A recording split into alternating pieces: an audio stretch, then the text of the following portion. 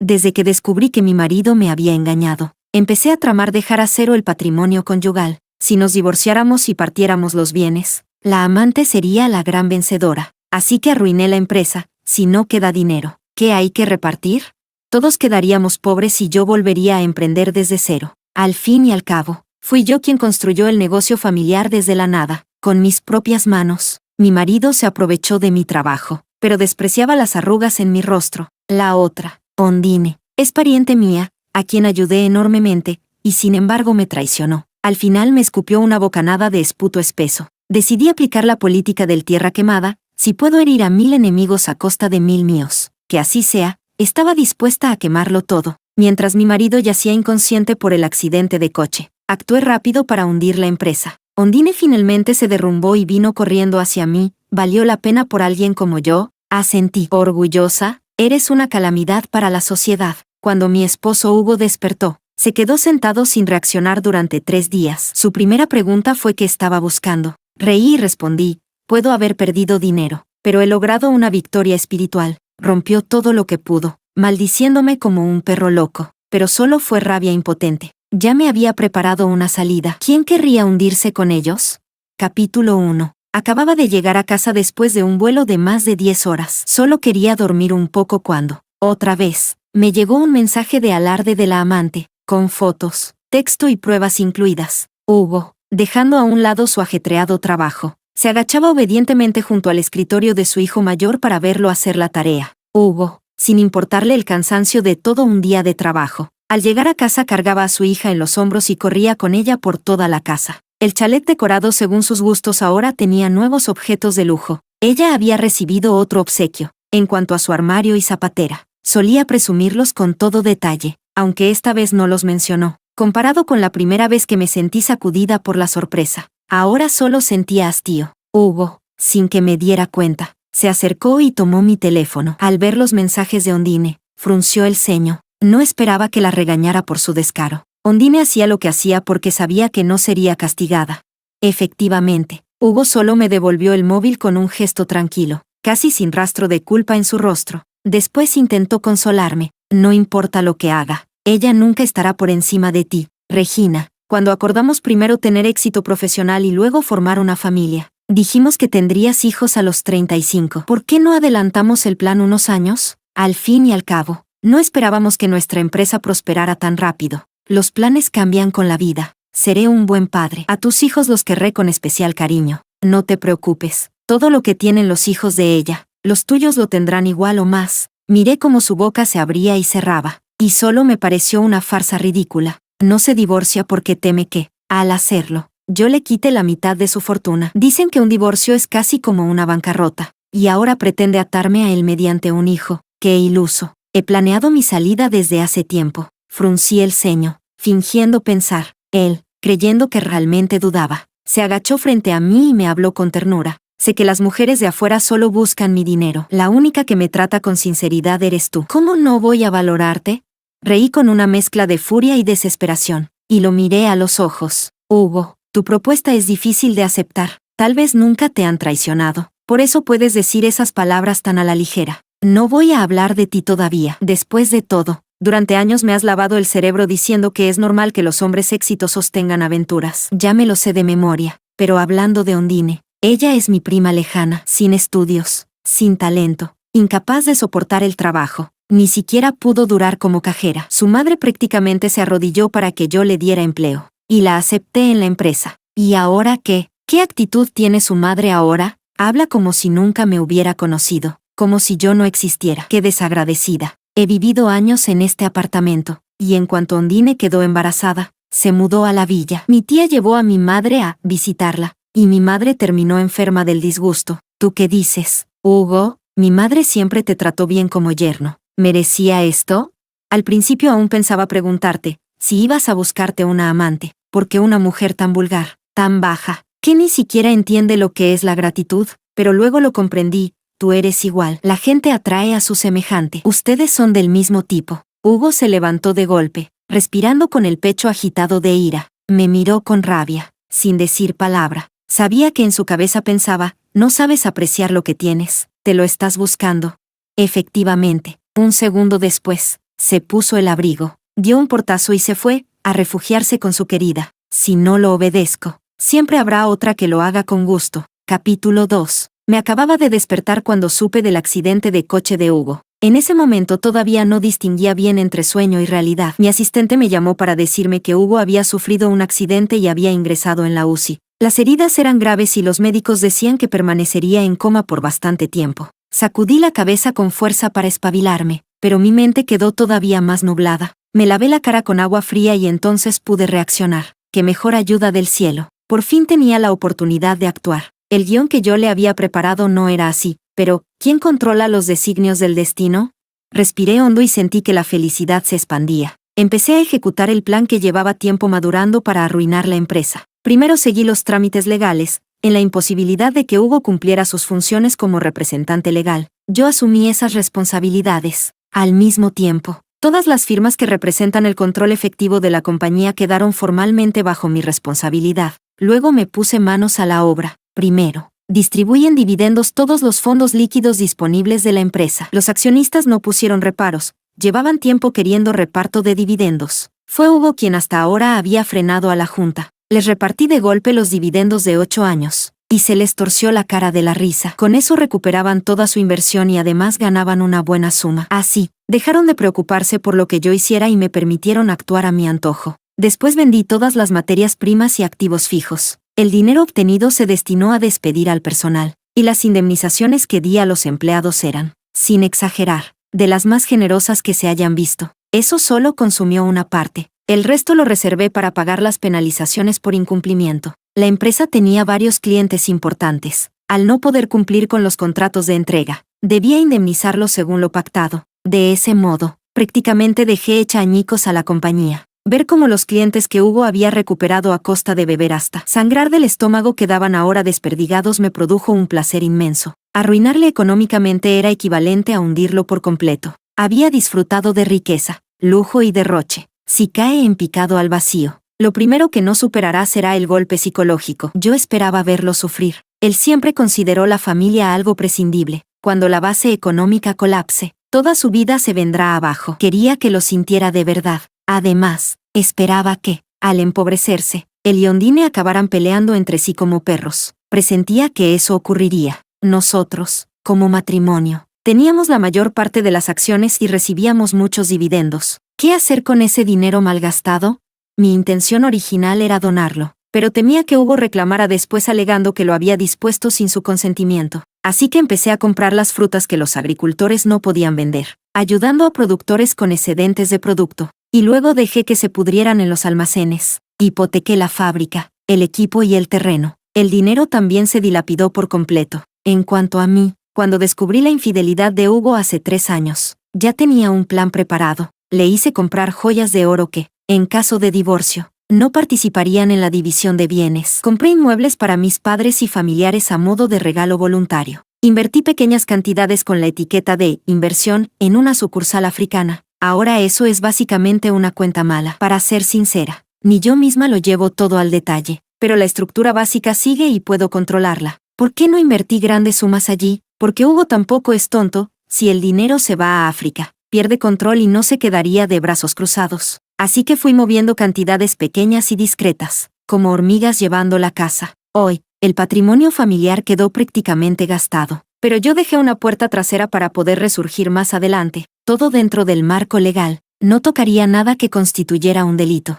Por ejemplo, transferir bienes matrimoniales de forma ilegal para evadir la división en un divorcio. A eso no me expongo. Lo siguiente era esperar a que Hugo despertara. Ojalá disfrute de su nueva vida, ir y venir con las manos vacías y sin ataduras. No podía esperar a ver el espectáculo. Capítulo 3. Estoy sentada junto a la cama de Hugo, escuchando al abogado informarme sobre los avances en la reclamación de los bienes conyugales a la amante Ondine. Mientras ordeno a mi equipo que proceda cuanto antes a destinar esos activos a la compra de los productos agrícolas acumulados. Todo tiene que ser rápido. Cuando Hugo despierte, ojalá que no quede ni un céntimo. Suspiré. No es que me alegre de ver oxidados los campos del ancestro, la compañía la empecé yo sola en los comienzos. Soy la verdadera fundadora. No disfruto de este tipo de daño colateral que me cuesta tanto a mí misma. Simplemente no tenía otra opción. Antes de que Hugo regresara, vino la amante Ondine. Ella siempre ha sido de prosperar en silencio. Se atrevió a provocarme por mensaje solo después de haber dado a luz a su segundo bebé. Nunca antes se había presentado frente a mí.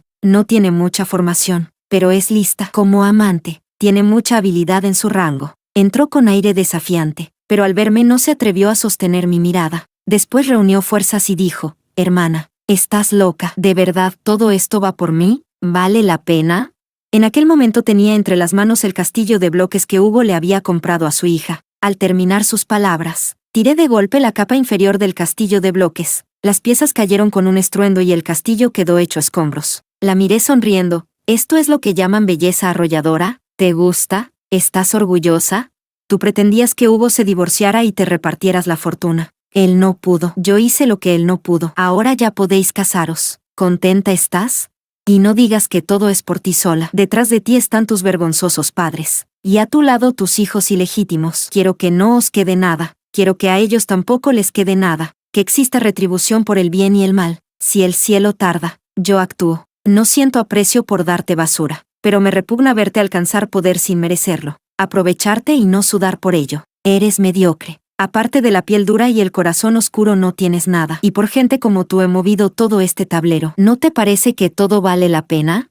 La fulminé con una risa burlona sin dejar de mirarla. Reí hasta que casi me saltaban las lágrimas. Ella también secó sus ojos y soltó una amenaza: «Espera a que Hugo despierte. A ver cómo te ajusticia». Me carcajeé. Cuando el árbol cae, los monos se dispersan. Un fénix desplumado ni siquiera vale más que una gallina. Cuando despierte, no será otra cosa que una persona corriente. Ya no podrá con su propia vida. Capítulo 4. Al ver la espalda de Ondine alejarse, sentí una profunda satisfacción. La última pizca de resentimiento se desvaneció por completo. Un gran pensador dijo una vez: «Hay que tener el valor de romper los viejos frascos y cántaros». En el último momento antes de que el edificio se derrumbara, fui al hotel más lujoso del Bund de Shanghái y pedí una mesa llena de platos. Con la copa en la mano, me quedé de pie frente al ventanal. Afuera, la ciudad brillaba en todo su esplendor. El río Huangpu corría día y noche hacia el mar, con rascacielos alineados a ambos lados, y un espectáculo de luces que deslumbraba la vista. 30 años de reformas y aperturas, y toda la esencia del progreso se concentraba allí.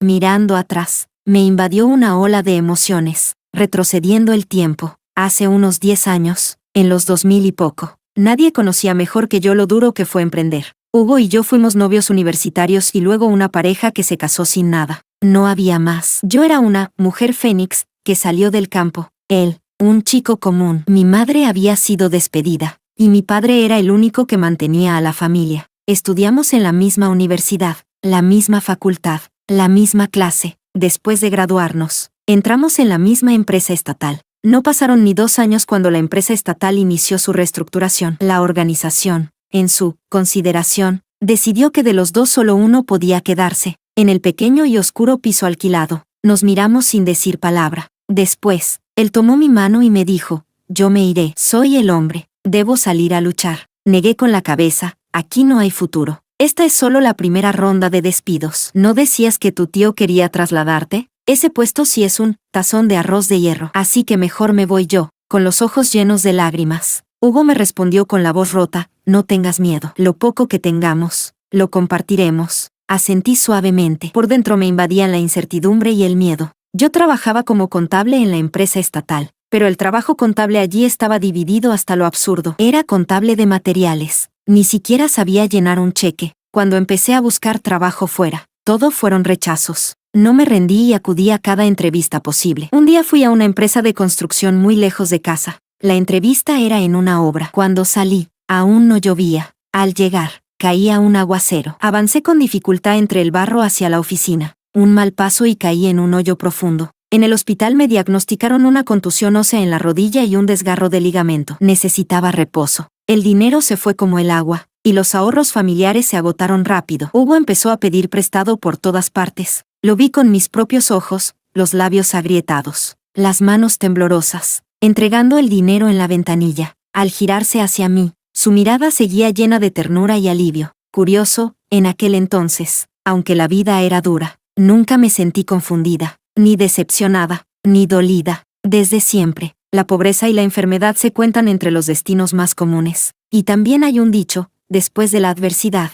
llega la fortuna. La empresa de construcción me llamó para decirme que había sido contratada y querían saber cuándo podía incorporarme. Les respondí emocionada que en 15 días estaría bien, aunque los próximos 3 meses no podría hacer esfuerzos. El médico había dicho en realidad que debía guardar reposo medio año, pero no podía darme ese lujo. Con deudas encima, no podía quedarme de brazos cruzados. Capítulo 5. Mi trabajo seguía siendo el de encargada de materiales. La persona anterior había dejado un desastre contable, así que tenía que realizar mis tareas normales y, al mismo tiempo, limpiar el caos que me habían dejado. No era nada fácil. Pasar noches enteras trabajando a la luz de una lámpara se volvió habitual. Sabía bien que este empleo me había costado mucho conseguirlo, así que no tenía ninguna queja, pero a veces los errores del pasado afectaban mis cuentas, y también yo cometía equivocaciones. Eso me ponía muy nerviosa. Sin embargo, descubrí que a los proveedores no parecía importarles demasiado. Algunos contadores eran muy competentes y corregían mis fallos, otros ni siquiera se daban cuenta. Más tarde, un compañero me comentó que esos empresarios ganaban mucho dinero, con márgenes de beneficio muy altos. Tomé nota en silencio.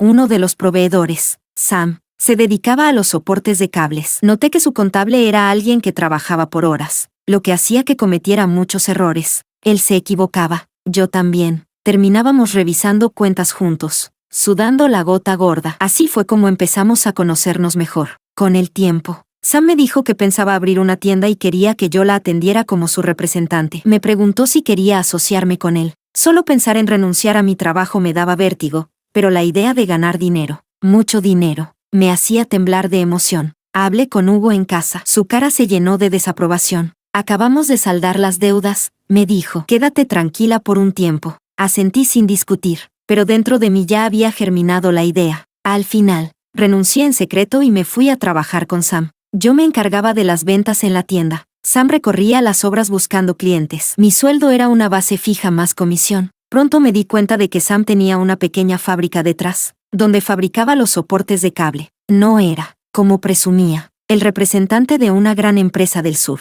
Pero eso no tenía nada que ver conmigo. Yo cumplía con mi parte en la tienda con toda la seriedad, para aumentar las ventas. Mi cabeza no paraba ni un segundo. No era por ambición, sino porque, si no alcanzaba un buen volumen, mi salario sería incluso menor que el que ganaba como contable. No podía permitirlo. No podía seguir siendo una carga para nuestro pequeño hogar. La presión me consumía. Se me caía el pelo a montones. Cuando las ventas no iban bien, me arrepentía de haber dejado aquel trabajo estable. Luego reajusté mi mentalidad y dejé de torturarme. Aprendí en el terreno. En los ratos libres investigaba métodos de marketing para tiendas. Pero la experiencia no se improvisa, y mis recursos eran limitados. La tienda, además de soportes de cable, vendía otros productos de ferretería. Todo estaba bien ordenado, con un surtido completo. Aún así, muchos clientes solo entraban, echaban un vistazo y se marchaban. Por más amable que fuera, respondían con frialdad. En resumen, no querían darme información ni abrir conversación. Me desesperé tanto que hasta me salieron llagas en los labios. Pero había algo que sí podía hacer. Llevé un registro detallado,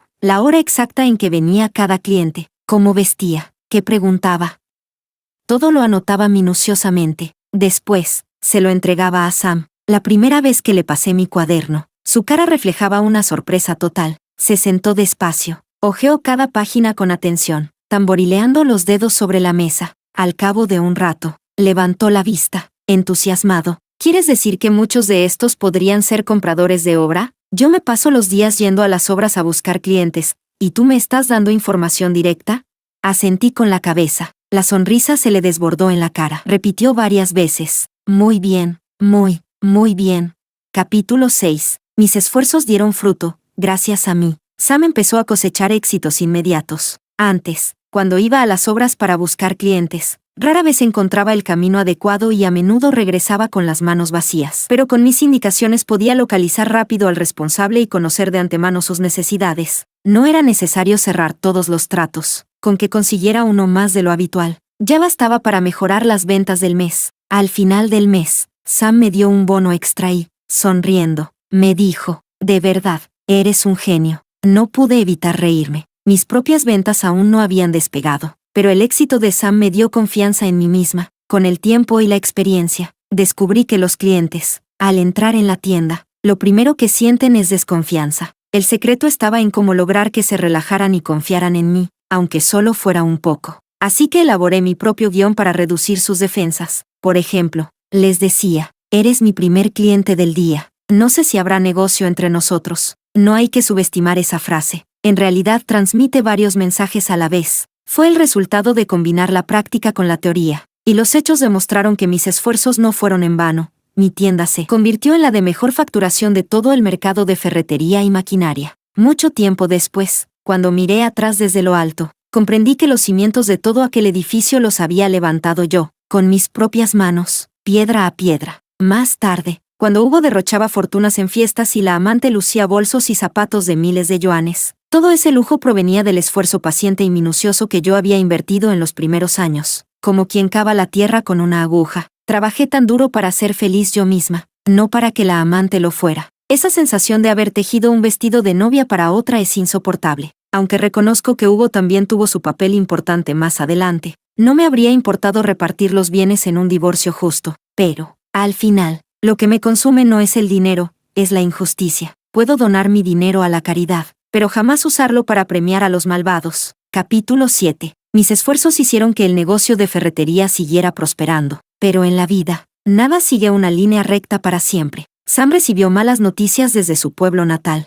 Debía cerrar su negocio aquí. Se marchó con prisa. Como no logró vender la tienda, me la traspasó directamente, permitiéndome pagarle a plazos. Durante nuestra última revisión de cuentas, dijo con un suspiro, si pudiéramos seguir trabajando juntos, sería perfecto. Pensé que solo hablaba por cortesía. Se dio la vuelta y se fue. Enseguida encendió el coche. Entonces noté que había dejado su cartera. Corrí detrás de él. Salió del coche. La noche estaba tan oscura que no podía ver su expresión. Tomó la cartera y, de repente, me habló con voz grave. Mi mujer solo sabe comer, beber, divertirse y jugar al mahjong. Al principio eran apuestas pequeñas, pero fue a más, hasta meterse en el juego ilegal. Regreso para arreglar el desastre y divorciarme de ella. Además, mi hermano tiene una fábrica muy próspera, incomparable con mi pequeño negocio. Dijo que me ayudaría, con su capital y contactos, y mi experiencia. Estoy seguro de que me irá bien. Sí, digo si todo sale bien.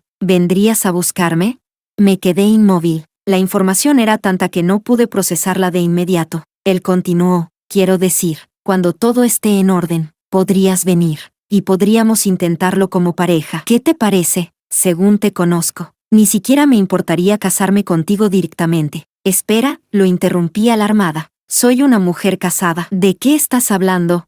Él agitó la mano. Los hombres de por aquí parecen seguros, pero en realidad carecen de ambición. Se conforman con un sueldo fijo, con su tazón de arroz de hierro, presumiendo todo el día. Los desprecio. Creo que tú tienes talento, y que llegarás lejos. Cuando eso ocurra, tú y tu marido inevitablemente tomaréis caminos distintos. Sus palabras me dejaron tan atónita que no supe qué responder. Me miró una vez más. La lealtad es buena, pero llevada al extremo se convierte en obstinación. Si te quedas conmigo, incluso si no quieres ser ama de casa y prefieres seguir trabajando, puedo hacer que te ahorres 10 años de esfuerzo. Piénsalo. Esperaré tu respuesta. Dicho esto, se giró, subió al coche y desapareció en la oscuridad. Me quedé allí, paralizada. Pasó un momento y, desde las sombras cercanas, una voz ronca pronunció mi nombre. Regina. Era Hugo. Me quedé helada de sorpresa. No sabía cuánto había escuchado. Entre Sam y yo siempre había habido respeto y límites claros. Jamás habíamos cruzado ninguna línea. Pero justo en esta única ocasión, Sam dijo algo impulsivo,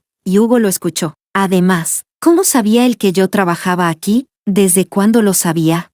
Sentí que la cabeza me daba vueltas. Lo invité a entrar para hablar. Hugo asintió en silencio y me siguió. Fui la primera en intentar calmarlo. Le hablé con sinceridad. Sam se va y no volverá. Todo lo que dijo fue un desvarío. Nuestra relación fue puramente laboral. Jamás hubo nada más. Después abrí mi aplicación de mensajería y le mostré el historial de conversaciones con Sam. Todo completamente normal. Hugo observó largo rato la pantalla. Cuando levantó la mirada, tenía los ojos enrojecidos, con una expresión contenida y dolida. Entonces le expliqué mi cambio de trabajo. Confesé mis motivos e hice una autocrítica profunda. Le dije, cambiar de empleo fue un riesgo. Conseguir el puesto de contable de materiales en una obra no fue fácil. No consultarlo contigo fue mi error. Por eso me he mantenido tensa todo este tiempo. Solo podía permitirme el éxito, no el fracaso. Pero no me arrepiento. Comprendí una verdad, en la vida, si no avanzas, retrocedes. Mientras tú descansas, satisfecho con una vida mediocre, Hay otros que nunca dejan de luchar y esforzarse. Hugo reflexionó un buen rato antes de asentir levemente. Las personas excelentes piensan así, dijo. Yo soy el que se ha conformado demasiado. Luego suspiró profundamente, con aire melancólico, y su mirada hacia mí se llenó de admiración, y también de un leve rastro de vergüenza. Negué con la cabeza y le tomé la mano. Tú me has dado una base estable, le dije, y añadí, apenas estoy empezando. No se puede hablar de excelencia todavía. Estás exagerando. No sé recibir halagos. Él me miró con seriedad y respondió, también me esforzaré por mejorar. No quiero que me desprecies. Te lo prometo, mientras me sienta orgulloso de ti. No permitiré que tú te avergüences de mí. Desde entonces, nuestra relación se volvió aún más cercana. En aquel entonces, sus pensamientos eran simples. Solo quería que yo no lo mirara con desprecio. Pero con el tiempo, todo cambió. Se volvió irreconocible. Años después, cuando Hugo ya tenía mujeres a su alrededor, trataba el hogar como un hotel y el matrimonio como un juego. Siempre recordaba aquella escena de aquel día. Podía sentir que las palabras que Sam me dijo entonces no fueron una broma. Había en ellas una sinceridad contenida durante mucho tiempo. Cuando era joven, también podría haber elegido el camino fácil gracias a mis propias condiciones, pero lo rechacé. No era solo evitar la tentación de una aventura. Lo que renuncié fue a una escalera directa hacia arriba. Si hubiese aceptado rebajar mis estándares morales, habría sufrido mucho menos en la vida. Las tentaciones fuera del matrimonio son infinitas, una tras otra, pero yo me mantuve fiel a mi familia y a mis principios. Por eso, cuando Hugo, al hacerse rico, se volvió corrupto y perdió su sentido moral tan fácilmente, no pude entenderlo. ¿De verdad es tan difícil amar a una sola persona durante toda la vida? Yo lo hice. Entonces, ¿por qué él no pudo?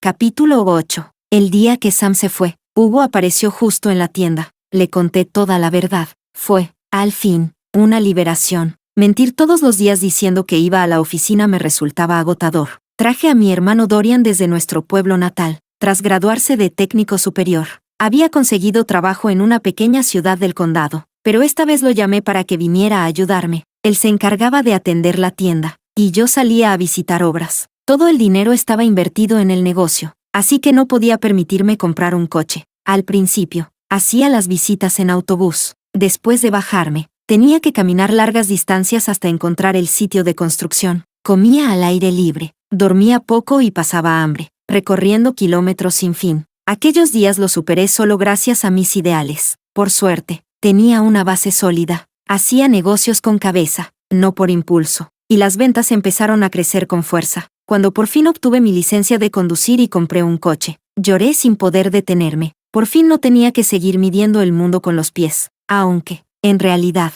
el cansancio físico no se comparaba con el cansancio del alma. Más difícil que soportar el frío y el hambre era aguantar las miradas de desprecio. A pesar de haber establecido vínculos con varias obras, cada vez que visitaba un nuevo cliente, lo normal era que me miraran con recelo o incluso me echaran. Solo la fe me mantuvo en pie, pero todo esfuerzo tiene su recompensa, y lo sabía, iba por el camino correcto, así que trabajaba con más empeño. El vicepresidente de una empresa constructora, que me tenía en gran estima, me dijo un día, el negocio de ferretería acabará por decaer. Cada vez más grandes fabricantes ocupan el mercado, incluso los pequeños proyectos de construcción. Te conviene dedicarte a los proyectos de baldosas y de impermeabilización. Esos trabajos siempre se subcontratan, y son inversiones pequeñas, rápidas y con baja barrera de entrada. A fin de año, mi hermano volvió con su esposa para presentármela. Aproveché la ocasión para anunciar mi plan. Ella se encargaría de la tienda. Él continuaría visitando obras, y yo invertiría las ganancias en una nueva fábrica. Por aquel entonces, la moda era cubrir el suelo con baldosas, pero en la ciudad no existía una sola fábrica que las produjera. Todas venían de la ciudad vecina.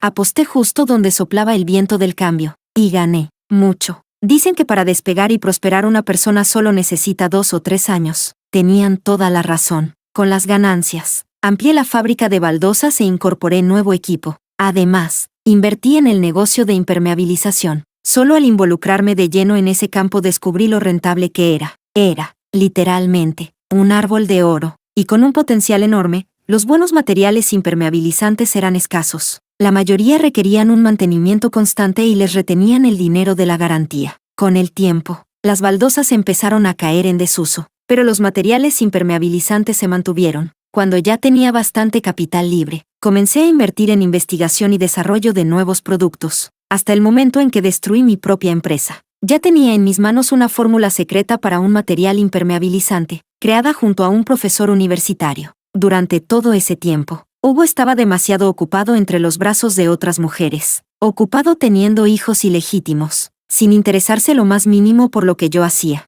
Después del divorcio, esa fórmula se convirtió en uno de mis proyectos para volver a empezar. Capítulo 9. Más tarde, un contratista de nuestro pueblo contactó con mi hermano para proponernos asociarnos y asumir juntos algunos proyectos. Para entonces, yo ya conocía los sitios de obra como la palma de mi mano. Fundamos un equipo de construcción y establecimos formalmente una empresa para trabajar directamente con los promotores inmobiliarios. No éramos improvisados. Los presupuestistas, obreros y pilares técnicos eran todos ingenieros de buena reputación que yo había conocido y observado durante años. Los contraté pagando sueldos altos, cumpliendo todos los requisitos que el Estado exige para una empresa de construcción, y con la meta clara, excelencia técnica y satisfacción del cliente. Al principio solo podía construir unos pocos edificios de baja altura. Cuando empecé a ganar dinero, llegaron las oportunidades y los retos a la vez. Ahora podía construir torres más grandes, pero no tenía suficiente capital. Un solo grúa torre podía servir para 4 edificios al mismo tiempo, pero el dinero que tenía solo alcanzaba para levantar 2. Eso generaba desperdicio, porque el alquiler de la grúa también era costoso.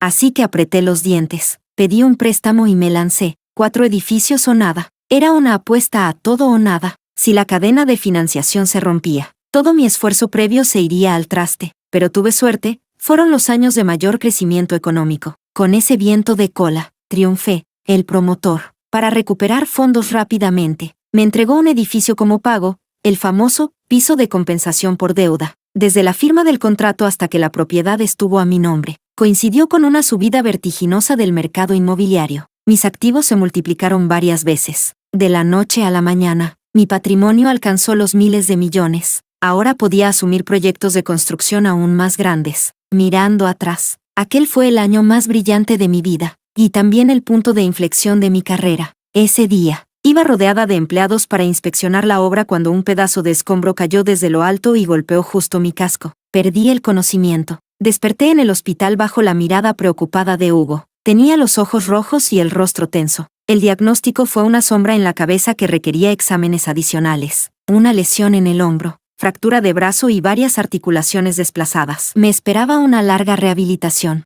Esa noche, la habitación estaba iluminada, y en la ventana se reflejaba claramente mi figura, vestida con ropa de hospital, con el rostro serio y el alma vacía. Aquel día decidimos que Hugo asumiría mi trabajo. Yo volvería a casa para recuperarme y, además, prepararme para tener un hijo. Para ese momento, Hugo ya había avanzado en su empresa estatal, pero ese puesto no se comparaba con ser dueño de una constructora. Mientras yo me movía con fuerza en el mundo exterior, él se convirtió en mi apoyo logístico. Yo ascendía como un cohete, y aunque me felicitaba, percibía en sus ojos un anhelo, una incomodidad, una sombra de celos. Aquello no fue un accidente casual, mi ascenso fue tan rápido que obstruí el camino de otros. Sabía que Hugo también enfrentaría peligros similares. Tuvimos una conversación seria. Le dije, quiero confiarte la empresa. Tengo cientos de trabajadores que dependen de mí. No puedo detenerme. Necesito a alguien capaz de guiarlos. Y tú eres más adecuado que Dorian. Pero el riesgo es grande. Si no quieres, mi hermano puede hacerse cargo. Hugo me tomó la mano con fuerza, los ojos rojos, y asintió con firmeza. Recupérate tranquila. No te defraudaré. ¿No te defraudaré? Sin embargo, después, me traicionó a mí también. A veces recuerdo aquel juramento y no puedo evitar reír hasta las lágrimas. Después de decir eso, su voz se quebró, y añadió entrecortadamente, has sufrido demasiado estos años. Soy un hombre, y me duele tener que vivir bajo tu sombra. Ahora es mi turno. Te prometo que haré crecer la empresa, que seré un hombre digno, uno que se sostenga por sí mismo. Sé que la gente se burla de ti, una mujer que sale a luchar, insinuando que soy un inútil. A partir de hoy, demostraré lo contrario. Cuidaré de mi esposa y te protegeré bajo mis alas. En aquel momento me conmovió hasta el alma. Ahora, cuando lo pienso, solo me deja sin palabras. Al final, fue a la amante y a su familia a quienes cuidó con esmero. Usó mi montaña para escalar una más alta. Desde entonces, dejó de pensar en protegerme. Creyó que yo podía valerme sola, y con los ojos puestos en un mundo más amplio, me borró de su horizonte. Así es la vida. Lo que ayer fue promesa, hoy no es más que un recuerdo roto. Capítulo 10. Comencé una vida de medio reposo. Tras la primera etapa de tratamiento, inició un largo proceso de rehabilitación. Al concluir la primera fase, el médico me recomendó intentar vivir como una persona normal, aunque moverme demasiado me causaba molestias. Debía resistir. Quería viajar para despejarme, y Hugo apoyó la idea. Él se adaptó muy rápido. No en vano era un talento formado por una gran empresa. Su capacidad de gestión superaba la mía, más meticuloso, más ordenado, mejor líder. Comparada con su administración precisa, yo parecía una aficionada, pero aún así, era mucho mejor que la mayoría de los contratistas. Así, nuestra empresa constructora se volvió increíblemente poderosa. Después de sobrevivir a una competencia feroz, a veces despiadada, Hugo logró integrarse por completo en la compañía y convertirse, por fin, en su presidente. Cuando llegó la época de dividendos, no se compró nada para sí mismo. Solo me preguntó qué quería yo. Le respondí, he descuidado demasiado a mi familia estos años. Quiero mejorarles la vida. Sin decir una palabra, compró una casa grande para mis padres y me regaló joyas y artículos de lujo. En cuanto a mi hermano, que ya tenía acciones, Hugo le dio además un obsequio generoso. Yo le hablé con sinceridad. Estas joyas y cosas de lujo ya son suficientes. No compres más. Solo las necesito para cumplir en los eventos. Tú, en cambio, tendrás más compromisos sociales. Deberías invertir en ti. Él, emocionado, me abrazó con fuerza y exclamó con profunda gratitud, con una esposa así, ¿qué más puede pedir un hombre? Sonreí y lo abracé aún más fuerte, nuestros corazones tan cerca que casi se tocaban. No me interesa todo eso, le dije, mi meta son las estrellas y el mar. Su pecho vibró con una carcajada. Ya entiendo, esposa mía, ¿quieres un yate? Solo un yate te permitirá ver las estrellas y el mar al mismo tiempo. Seguimos riendo juntos, felices. Aquel, quizá, fue el mejor momento de nuestra relación. Después, ya no hubo un después. Yo no gastaba dinero, pero otras mujeres lo hacían por mí, derrochando mis ahorros en lujos extravagantes. El yate, sí, lo compramos, pero casi nunca salió al mar. Para entonces, mis articulaciones ya estaban mal. El viento marino me dolía tanto que apenas podía mantenerme en pie. Y fue ese mismo yate el que no llegó a presenciar promesas eternas, pero sí todo el proceso de corrupción y decadencia de Hugo. Ya ni siquiera puedo contar cuántas mujeres subieron a bordo. En aquel momento, sin embargo, yo estaba orgullosa de mi decisión. Hugo no solo logró consolidarse como presidente, liderando con éxito a un equipo de talentos y equilibrando intereses. Lo más importante fue que supo hacerse amigo de los grandes promotores inmobiliarios. La verdad, el mundo de la construcción es un territorio masculino. Si una mujer no se rebaja a coquetear, inevitablemente queda marginada. Hugo, en cambio, gracias a su experiencia en la empresa estatal, había perfeccionado su habilidad para manejar las relaciones humanas. Entre banquetes y reuniones, consiguió para la empresa numerosos contratos. El negocio creció de manera vertiginosa, y nuestra fortuna aumentó rápidamente. El día de su cumpleaños, reunimos a toda la familia, levantamos las copas y brindamos con alegría. 10 años de esfuerzo, y por fin habíamos alcanzado el éxito. Todos los familiares y amigos estaban felices por nosotros. Jamás imaginé que aquella celebración sería la última vez que nos reuniríamos en paz. Después de eso, nunca más volvimos a compartir una mesa sin resentimientos. En aquel momento, nadie lo sospechaba. Parecía un día cualquiera. Capítulo 11. Si hablamos de emprender una carrera, yo empecé de 0 a 1, mientras que él fue de 1 a 10. Si hablamos de cuál es más importante, naturalmente la respuesta es la primera. Pero Hugo, evidentemente, no lo veía así.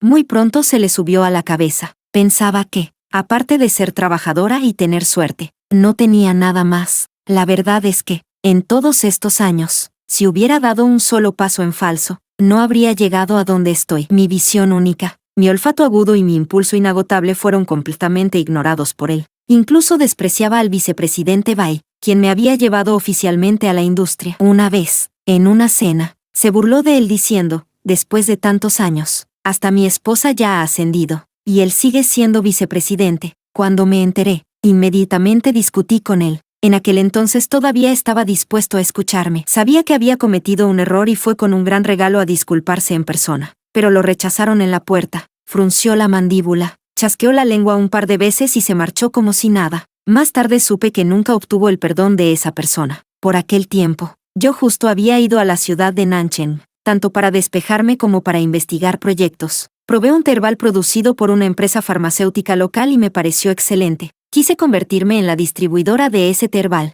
Tras varios contactos, Finalmente no aceptaron, aparte de los requisitos financieros como el depósito y la garantía, que podía cumplir. Exigían tener al menos 5 años de experiencia en el sector de bienes de consumo rápido. Reflexioné mucho y decidí empezar de cero, incursionando formalmente en la industria de productos de consumo masivo. Como no logré llegar a un acuerdo con grandes fabricantes, empecé como distribuidora de pequeñas fábricas, con la idea de que, una vez adquirida la experiencia necesaria, volvería a negociar con la empresa farmacéutica. Mientras tanto, compré acciones de esa farmacéutica, porque confiaba en el desarrollo de su negocio. En poco más de un año, el valor de sus acciones se duplicó. Más tarde lo pensé con profunda emoción, incluso durante mi enfermedad y convalecencia. No dejé de crear valor para la familia y aumentar nuestra riqueza, pero al final, todo eso no fue más que aportar ladrillos al negocio de la amante de Hugo. En cuanto a derrochar, nunca podría competir con él. Capítulo 12. La primera vez que escuché que él me estaba engañando,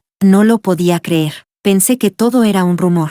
Más tarde, una foto llegó a mi WeChat. Había agregado a tanta gente que ni siquiera recordaba quién era esa persona. En la foto, durante una cena, una chica delgada y vestida a la moda estaba sentada en el regazo de Hugo. La mirada de Hugo hacia ella tenía un toque de fascinación. Me reí por dentro. Eso debía ser solo cuestión de ángulo. Hugo no me traicionaría. Sabía que el ambiente en nuestro círculo no era precisamente correcto, pero yo confiaba en Hugo. Además, ¿quién sería tan amable como para pasarme esa información? No creo que existan almas tan generosas. No imaginé que la bofetada de la realidad llegaría tan pronto. Poco después, me enviaron un video. Un coche todoterreno estaba aparcado en una playa tropical. Hugo y una chica bajaron del vehículo. Hugo, con una sonrisa de satisfacción, abrió el maletero y miró a la chica con expresión complaciente. Ella exclamó sorprendida. Se tapó la boca y mostró una felicidad desbordante. La cámara se acercó. Dentro del maletero, flores de todo tipo y colores estaban dispuestas formando una figura preciosa. Los tonos eran tan vivos y brillantes que mareaban, exuberantes, fascinantes, provocativos,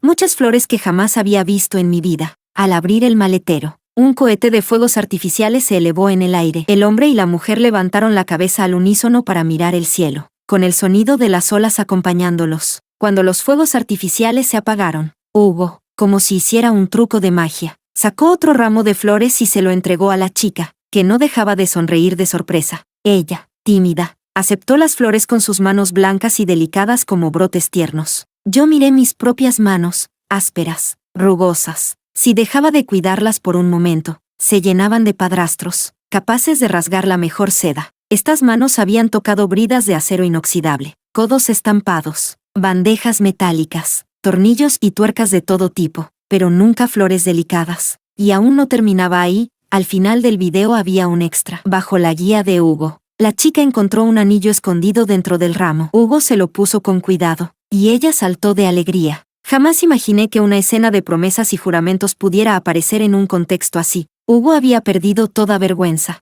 La tristeza se convirtió en furia. Le pregunté a quién me había mandado el video, ¿quién eres tú? Ella lo confesó, era la amante, y la chica del video era la otra. La amante, indignada por haber sido reemplazada, me lo contó a mí, la esposa legítima, furiosa. Tomé el vuelo más rápido hacia el lugar donde estaban esos dos, pero ya no había nadie. La escena de la playa fue el final de su viaje. Miré las carcasas negras de los fuegos artificiales abandonadas en la arena, tiradas con descuido, como si se burlaran de mí. Mi ira alcanzó su punto máximo. Tomé otro vuelo y regresé a casa. Nada más entrar, Hugo salió de la cocina con un gran cuenco de sopa de ternera en las manos. Qué buen amo de casa, qué hombre más ejemplar. Apenas habían pasado unas horas y ya podía cambiar de papel como si nada. Me acerqué y le di una bofetada. Él, sorprendido, no alcanzó a sostener el cuenco. Con un fuerte golpe se hizo pedazos en el suelo, y la sopa se esparció por todas partes. Se quedó inmóvil, aturdido, sin reaccionar durante un largo rato. Capítulo 13. Subí las escaleras a paso rápido. Él se quedó abajo mirándome hacia arriba y gritó, «Cariño, ¿qué pasa?» Bajé, volví junto a él y le quité los trocitos de papel de la cabeza. Aún olían a pólvora, restos de los fuegos artificiales. Lo puse en la palma de mi mano y lo abrí para que lo viera. Su expresión cambió al instante. A partir de entonces no paró de pedir perdón, de confesar, de jurar que no volvería a hacerlo. «Cariño, lo siento, de verdad lo siento. Cambiaré, lo prometo», dijo temblando por todo el cuerpo, como si de verdad no pudiera perderme. Yo dije con calma, «Está bien, yo me encargo de la amante». tú no te metas. Quedó sin voz, paralizado. Tras un rato abrió la boca. Cariño, ¿podemos dejar esto así? A partir de ahora cuidaré de la familia. Seré bueno contigo. Contesté. ¿Con qué derecho quieres que te crea? ¿Tienes acaso crédito alguno? Él respondió con la voz entrecortada. ¿Qué quieres que haga? El odio me subió por dentro, pero seguí tranquila. Muestra algo de sinceridad. Asintió aprisa. Dime. Lo haré. Solté una sonrisa con sorna. Escribe una carta de garantía donde reconozcas tu infidelidad y te arrepientas de forma voluntaria. Sabía que ese documento me daría alguna ventaja a la hora de dividir el patrimonio en un divorcio, aunque no mucha. En ese momento no sabía qué más podía hacer para proteger mis intereses. Bien, dijo, la escribiré. Mientras él escribía, añadí, al final pon una cláusula, si lo vuelves a hacer, saldrás de casa sin nada. Me miró de pronto con incredulidad. No quiso. Asentí con la cabeza, entendiendo. Esa era toda su sinceridad. Su disculpa tenía un límite. Ya se había preparado para su próxima falta. Él no fue leal. No me culpen si yo tampoco lo soy. Me di la vuelta y subí las escaleras. Él me llamó desde abajo. Cariño, todo se puede hablar. No te vayas. Hablemos otra vez. No le hice caso. Pero pensé, ¿realmente voy a divorciarme tan precipitadamente? No, me retiraré con organización y con un plan. Así que me di la vuelta y lo volví a enfrentar. Entonces, si vuelves a fallar, ¿cómo te vas a castigar? Tomó mi mano y dijo con sinceridad, cariño, no lo volveré a hacer. Yo solté una risa contenida. Ahora mismo estamos negociando un contrato. El contenido es como mantener el matrimonio actual como parte culpable. ¿Cuál es tu cláusula punitiva? Ya habíamos llegado a esto. ¿Para qué fingir sentimentalismo? Él vaciló un momento y luego preguntó a modo de tanteo, si vuelvo a hacerlo, ¿me dejarás darte más parte en el divorcio?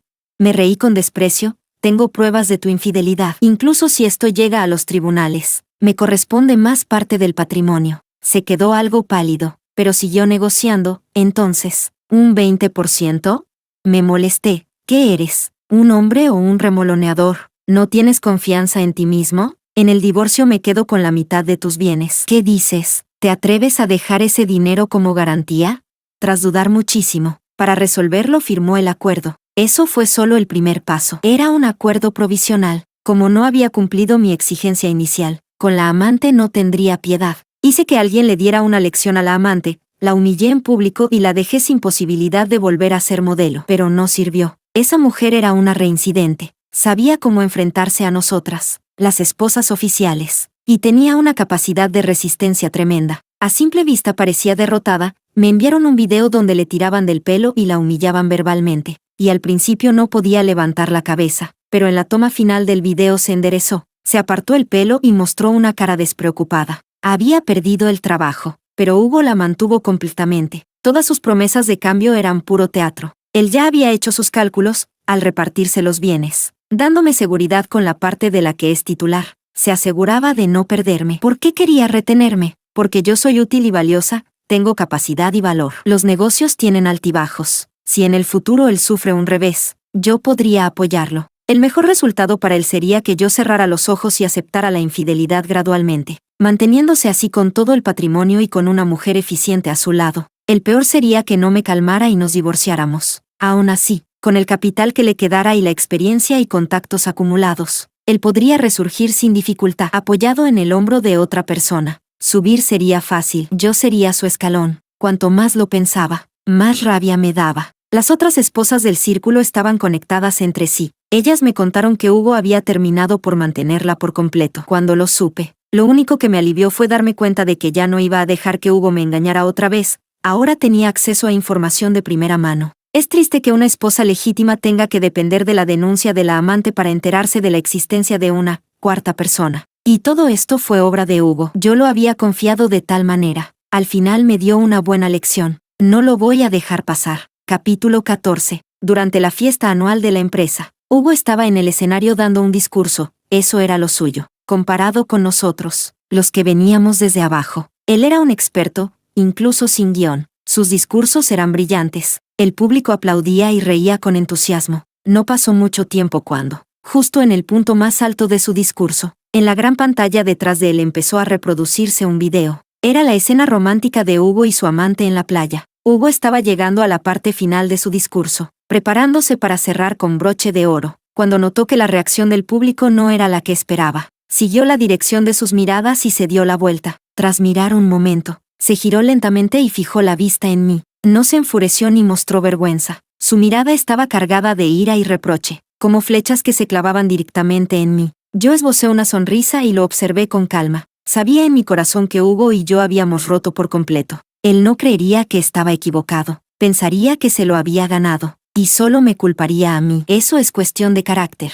La capacidad de resistir la tentación era otra historia. La atmósfera, antes alegre y animada, se volvió mortalmente silenciosa. Nadie sabía cómo terminaría aquello. Yo permanecí sentada, en silencio, mirando cómo Hugo se quedaba en el escenario sin saber cómo bajar. Y hay que reconocerlo, Hugo era un hombre capaz, rodeado de subordinados competentes. El nuevo vicepresidente de la empresa, dicen que un tipo diplomático y hábil en todo sentido, subió al escenario para intentar salvar la situación. Dijo con voz conciliadora: invitemos también a la señora a decir unas palabras. Después de todo, ella es una de las fundadoras de la compañía. Todos nosotros estamos aquí gracias a su esfuerzo. Sus palabras, entre líneas, me pedían que fuera magnánima, que priorizara el bien común. Subí al escenario y tomé el micrófono. Entre lo verdadero y lo fingido, de pronto la voz se me quebró. Dije: creo que, en esta empresa, si hablamos de dedicación y compromiso, la persona que más merece las flores y los aplausos soy yo, no una mujer a la que ni siquiera conozco. Terminé, aparentando estar demasiado conmovida para seguir hablando, y bajé del escenario. Entonces todos entendieron que Hugo y yo habíamos roto definitivamente. No había vuelta atrás. El vicepresidente, que seguía a mi lado, se quedó paralizado. No esperaba que yo llegara a ese punto de no retorno. Capítulo 15.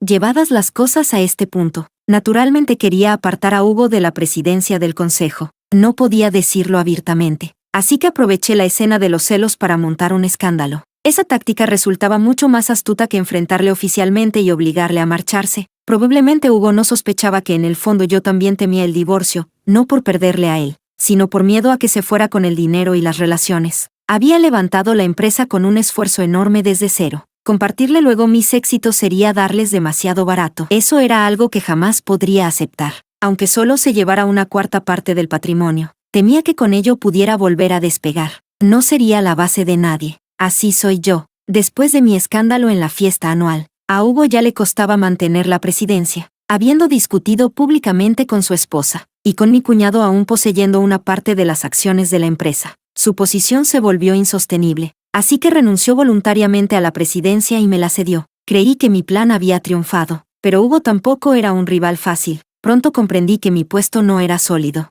La compañía había ampliado mucho sus operaciones. Había clientes que ni conocía, y esas alianzas ya habían sido gestionadas por Hugo. Ahora estaba entre la espada y la pared. Los nuevos clientes me ponían trabas. Varios directores y empleados esperaban ver cómo actuaba. Muchos contratos tenían plazos. En poco tiempo no podía resolver todos esos problemas. Empecé a darme cuenta de que en esta jugada me había equivocado y Hugo me había tendido una trampa. Pero no importaba. Aún quedaba tiempo. Hugo me ofreció entonces una salida honorable, y yo la aproveché. Volvió a asumir la presidencia, pero aceptó que yo nombrara al director financiero. Así, las finanzas quedarían transparentes y sus gastos quedarían controlados. En la práctica, sería mucho más difícil que pudiera mantener a la amante con grandes sumas a escondidas. Esa fue su garantía y su muestra de voluntad. Por ahora tuve que retroceder y reagruparme, trazando el siguiente movimiento. Capítulo 16. Hugo, en efecto, se comportó un tiempo, aunque, para ser sincera, ya ni me importaba si lo hacía o no, mientras no tocara mi dinero. Yo solo necesitaba tiempo para pensar en mi siguiente paso.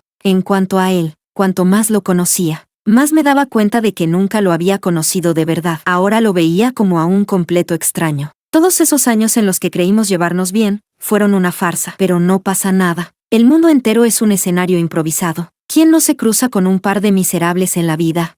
Más tarde, la señora Cao vino a aconsejarme. Era cercana a mí y habló con sinceridad. Parece que te has desahogado, me dijo, pero así has disipado la culpa del hombre. Nosotras, las esposas, cuando tenemos a un hombre exitoso al lado, debemos aprender a manejarlo como una cometa, saber cuándo soltar y cuándo recoger. Así se mantiene la estabilidad a largo plazo. Luego pareció recordar algo y añadió, pensativa: ah, claro, tú no eres como nosotras. En tu casa, tú eres la que empezó desde cero. Es normal que no te resignes. Tras vacilar un instante, continuó, Pero deberías pensar también en el hijo ilegítimo. No vaya a ser que tú todavía no tengas hijos y él ya tenga uno fuera. La miré confundida. ¿Hijo ilegítimo? ¿De qué estás hablando?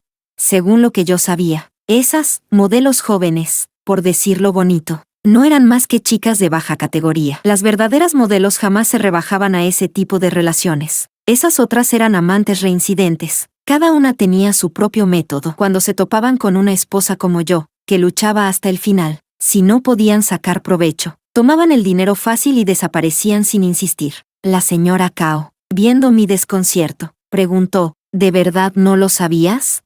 Negué con la cabeza. Suspiró. La cajera de vuestro grupo, esa que se llama Ondine, pariente tuya. No, pues ahora es la secretaria de tu marido. Va, qué secretaria ni qué nada. Cuando hay trabajo, hace de secretaria. Y cuando no, la secretaria tiene trabajo. Ya me entiendes. Mi corazón, que ya estaba muerto, se volvió a helar por completo. La madre de Ondine y mi madre eran primas. Entre Ondine y yo la relación familiar era lejana. Apenas teníamos contacto. Hace un par de años, la madre de Ondine vino a mi casa llorando a mares, lamentando su mala suerte. Ondine no tiene estudios, no encuentra trabajo, se pasa el día en casa, ni siquiera consigue marido, decía, casi de rodillas frente a mi madre. Mi madre me rogó tanto que acabé cediendo. Frente a aquella chica mediocre, primero la envié a un curso para que aprendiera contabilidad, obtuvo un certificado y licencia profesional, y luego le di un puesto en mi empresa. Le dije a su madre, tía, ahora Ondine tiene un oficio, experiencia laboral, podrá valerse por sí misma, ya puede estar tranquila.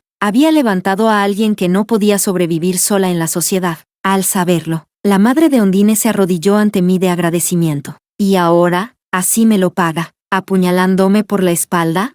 De verdad, ¿cómo puede la gente ver el bien y el mal con tanta ligereza? Traicionar la gratitud parece lo más fácil del mundo para ellos. Capítulo 17. Pronto averigüé el paradero de Ondine. Los promotores nos habían dado varias villas como pago. Los inmuebles tipo villa son los más difíciles de convertir en efectivo y llevaban tiempo estorbando en nuestras manos. La propiedad de las villas pertenecía a la empresa. La titularidad no se podía mover a la ligera, pero nada impedía que alguien las habitara. Entre nuestros socios había una empresa de reformas. Hugo, con su habilidad para intercambiar favores, hizo que esa constructora acondicionara la villa para él y, a cambio, les canalizó otros beneficios en distintos proyectos.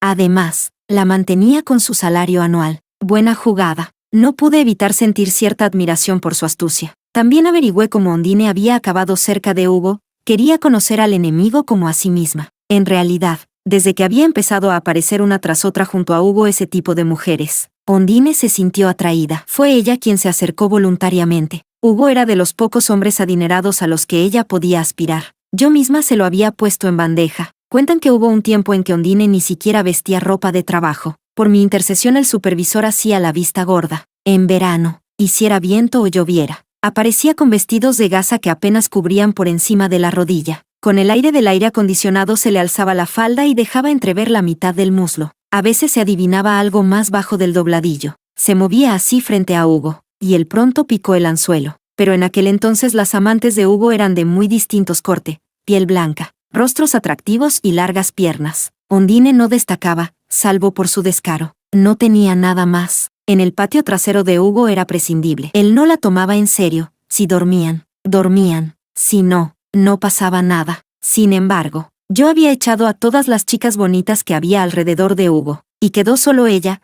Eso le dio la oportunidad de brillar. Cuando Hugo quedó tan maltrecho por mis acciones, ella apareció a tiempo para calmarlo y ofrecerle consuelo. Le devolvió la dignidad de hombre. Eso elevó mucho su estatus a los ojos de Hugo. Él accedió a comprarle una vivienda, a tener una segunda casa para ella, e incluso llegó a dejarle un hijo. Una vez coincidí con Hugo y Ondine yendo a un evento. Estuve junto a la puerta del reservado y escuché a Ondine parloteando con voz afectada. Pobrecito mi hermano, está tan cansado, tiene tanta presión. ¿Qué hay de malo en que se relaje un poco? Si le critican tanto que se larguen ellos. Esa mujer, con ese carácter, ni yo la soporto aunque sea su hermana. ¿Qué beneficio puede sacarle? Si me preguntas, estas cosas se hablan a puertas cerradas. ¿Por qué airearlas a todo el mundo? Mi hermano la respeta, pero ella no sabe corresponder. Cuanto más respeto, más se vuelve insoportable. Se rieron a carcajadas. Hugo, con voz lánguida y algo chulesca, dijo, Me gustan las chicas vivaces. ¿Quién me va a culpar? Ella es una vieja aburrida que me fatiga. ¿Qué puedo hacer?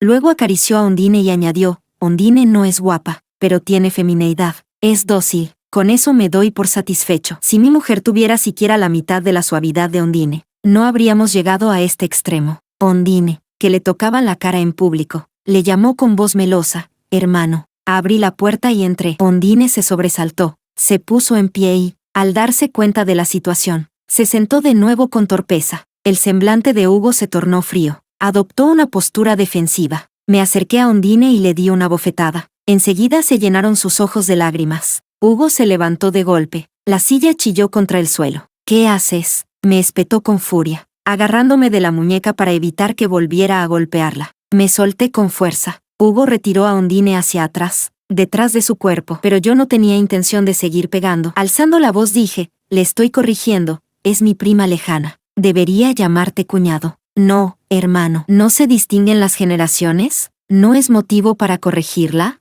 Hugo se quedó sin palabras. Continué, ella me pidió trabajo, pero no sabía hacer nada. La mandé a estudiar contabilidad con mi dinero. Le pagué la formación y la puse de cajera, pero me dijeron que no aprendió bien y que causó muchos problemas a sus compañeros. Si la pego, ¿no tengo razón? Añadí, le di medios para ganarse la vida con su trabajo. No supo aprovecharlo y, en lugar de mejorar, se dedicó a seducir a hombres. En vez de pagar mi ayuda con gratitud, me traicionó. ¿Qué clase de persona hace eso? Le di una bofetada porque no puedo tolerarlo. ¿Y qué vas a hacer? Aunque la protejas, no cambiarás lo bajo de su carácter. Tú, Hugo enrojeció, visiblemente fuera de sí. Ondine lloraba desconsolada detrás. ¿Yo qué? ¿Qué he hecho? Le interpelé. Debería estar enfadada por mezclarte con esta gente asquerosa. ¿Tú por qué estás enfadado? Hugo, exasperado, soltó una carcajada amarga. Eres un ángel. Tu moral es intachable. Nosotros no merecemos alcanzarte. Yo reí con desprecio. La moral se juzga por los demás, no por los aplausos que uno se da a sí mismo. Y mi moral no te corresponde a ti para evaluarla. Cierra esa boca sucia. Capítulo 18. Regresé a casa rápidamente. Ya había traído a mis padres conmigo, así que ahora deberían saberlo todo. Mi madre dormía, y mi padre me llamó a un lado. No te pongas histérica. Tu tía un día llevó a tu madre a ver la villa que el yerno le compró a Ondine. Y qué decir de la decoración, todo un derroche. Se sienten tan orgullosos. Y hablan muy mal. Dicen que tú no puedes retener a un hombre. ¿Qué es Ondine la que tiene talento? Somos gente común. ¿Por qué actúan como si cambiaran de cara? Como si estuvieran en una función teatral. A tu madre la enfureció tanto que le dio una subida de tensión. Dice que es culpa de esa mujer por haber traído al lobo a la puerta. La tranquilicé. Dile a mamá que Hugo no es buena persona. Ondine ha pasado por muchas manos. Si quiero, puedo hacer que caiga en cualquier momento. No me molesto en hacerlo porque ya tengo un plan. Tranquilizaos. Mis padres siempre dependen de mí. Mi padre asintió. Tu madre y yo nos cuidaremos mutuamente. Pero tú debes andarte con ojo. Aprende a renunciar. Solo así tendrás algo. Si no, siempre nos tienes a nosotros y a tu hermano. Asentí, lo sé. Abrí la puerta de la habitación de mi madre. La anciana estaba enroscada en la cama, dormida, cubierta con una colcha algo de modé y algo raída. Había sido ahorradora toda su vida y no cambiaba nada. Aquella pomposidad de la villa debió de dejarla hecha polvo. Ahora su cabello era cano, el ceño fruncido, como si tuviera un gran peso en el alma. Que la arrastraran a ver esa villa fue, para ella, probablemente una pesadilla que no olvidaría en toda la vida. De pronto me sentí hueca, con la mente en blanco. En ese momento tomé una decisión. Iba a hundir la empresa, a dejar a esa pareja sin nada, que sus esfuerzos quedaran en nada, aunque costara incluso mi parte. Prefería destruirlo todo a permitir que prosperaran a costa mía. Así fue como sucedió la escena en la que arruiné la compañía. Capítulo 19. Años atrás viajé por el mundo. Estuve en África y vi oportunidades. Así que abrí una empresa allí a nombre de mi hermano. A veces Hugo, para apaciguarme, transfería dinero a mi hermano como donación voluntaria. Algunas veces mi hermano vendía participaciones de la empresa para obtener liquidez de Hugo. Así que, actualmente, mi hermano y yo seguimos asociados en África, centrados en la compraventa de recursos mineros, sin relación alguna con Hugo. Dorian tenía habilidades limitadas y a menudo necesitaba que yo gestionara las cosas de forma remota. Un día estábamos charlando animadamente por internet cuando sonó el teléfono del hospital. Hugo había despertado. Me sorprendió. Al cabo de unos instantes caí en la cuenta, todavía soy, nominalmente, su esposa. Por tanto, Era lógico que yo fuera la primera en ser avisada. Caminando hacia la habitación del hospital me topé con un grupo de médicos que conducían a Ondine en dirección a la consulta. No tenía intención de saludar, pero el médico que iba al frente me reconoció, titubeó y me llamó. ¿Eres familiar de la familia de Hugo? Señalé a Ondine. Ella es la madre del hijo de Hugo. Es familiar por parte de él. Ondine no lo negó y me miró con regocijo. Lo que has hecho lo he contado todo a Hugo. No te va a quedar fácil. No pude evitarlo y solté una risa. El médico frunció el ceño. Me miró extrañado y, al final, no dijo nada. Siguió su camino con Ondine. Capítulo 20. Siempre llevo zapatos planos. Al llegar a la puerta de la habitación de Hugo, mis pasos fueron silenciosos. Hugo estaba sentado al lado de la cama, con las piernas apoyadas en el suelo y la cabeza inclinada. Imposible leer su rostro. Tenía el pelo desordenado y sostenía con las manos vacías algo frente a sí, mirándolo fijamente como si intentara ver una flor en él. Pasó un rato hasta que reaccionó. Levantó la cabeza con la mirada vacía y obstinada, y por un instante nuestras miradas se cruzaron. Al cabo de un rato recuperó la sensibilidad y me miró con incredulidad, como si viera a un monstruo. Luego dejó escapar un gemido y, como una bestia, se abalanzó hacia mí, pero solo alcanzó el vacío y acabó desplomándose sobre la cama de forma lamentable. Todavía llevaba el suero colgando. En la sacudida la aguja se salió y la sangre tiñó de inmediato las sábanas. Un cuadro espantoso. En medio del caos, pude permitir una sonrisa serena. Ya lo sabes. Bien, así no tengo que explicártelo personalmente. Tal como oíste, la empresa ya no existe. Estás arruinado. ¿No es emocionante pasar por altibajos en la vida?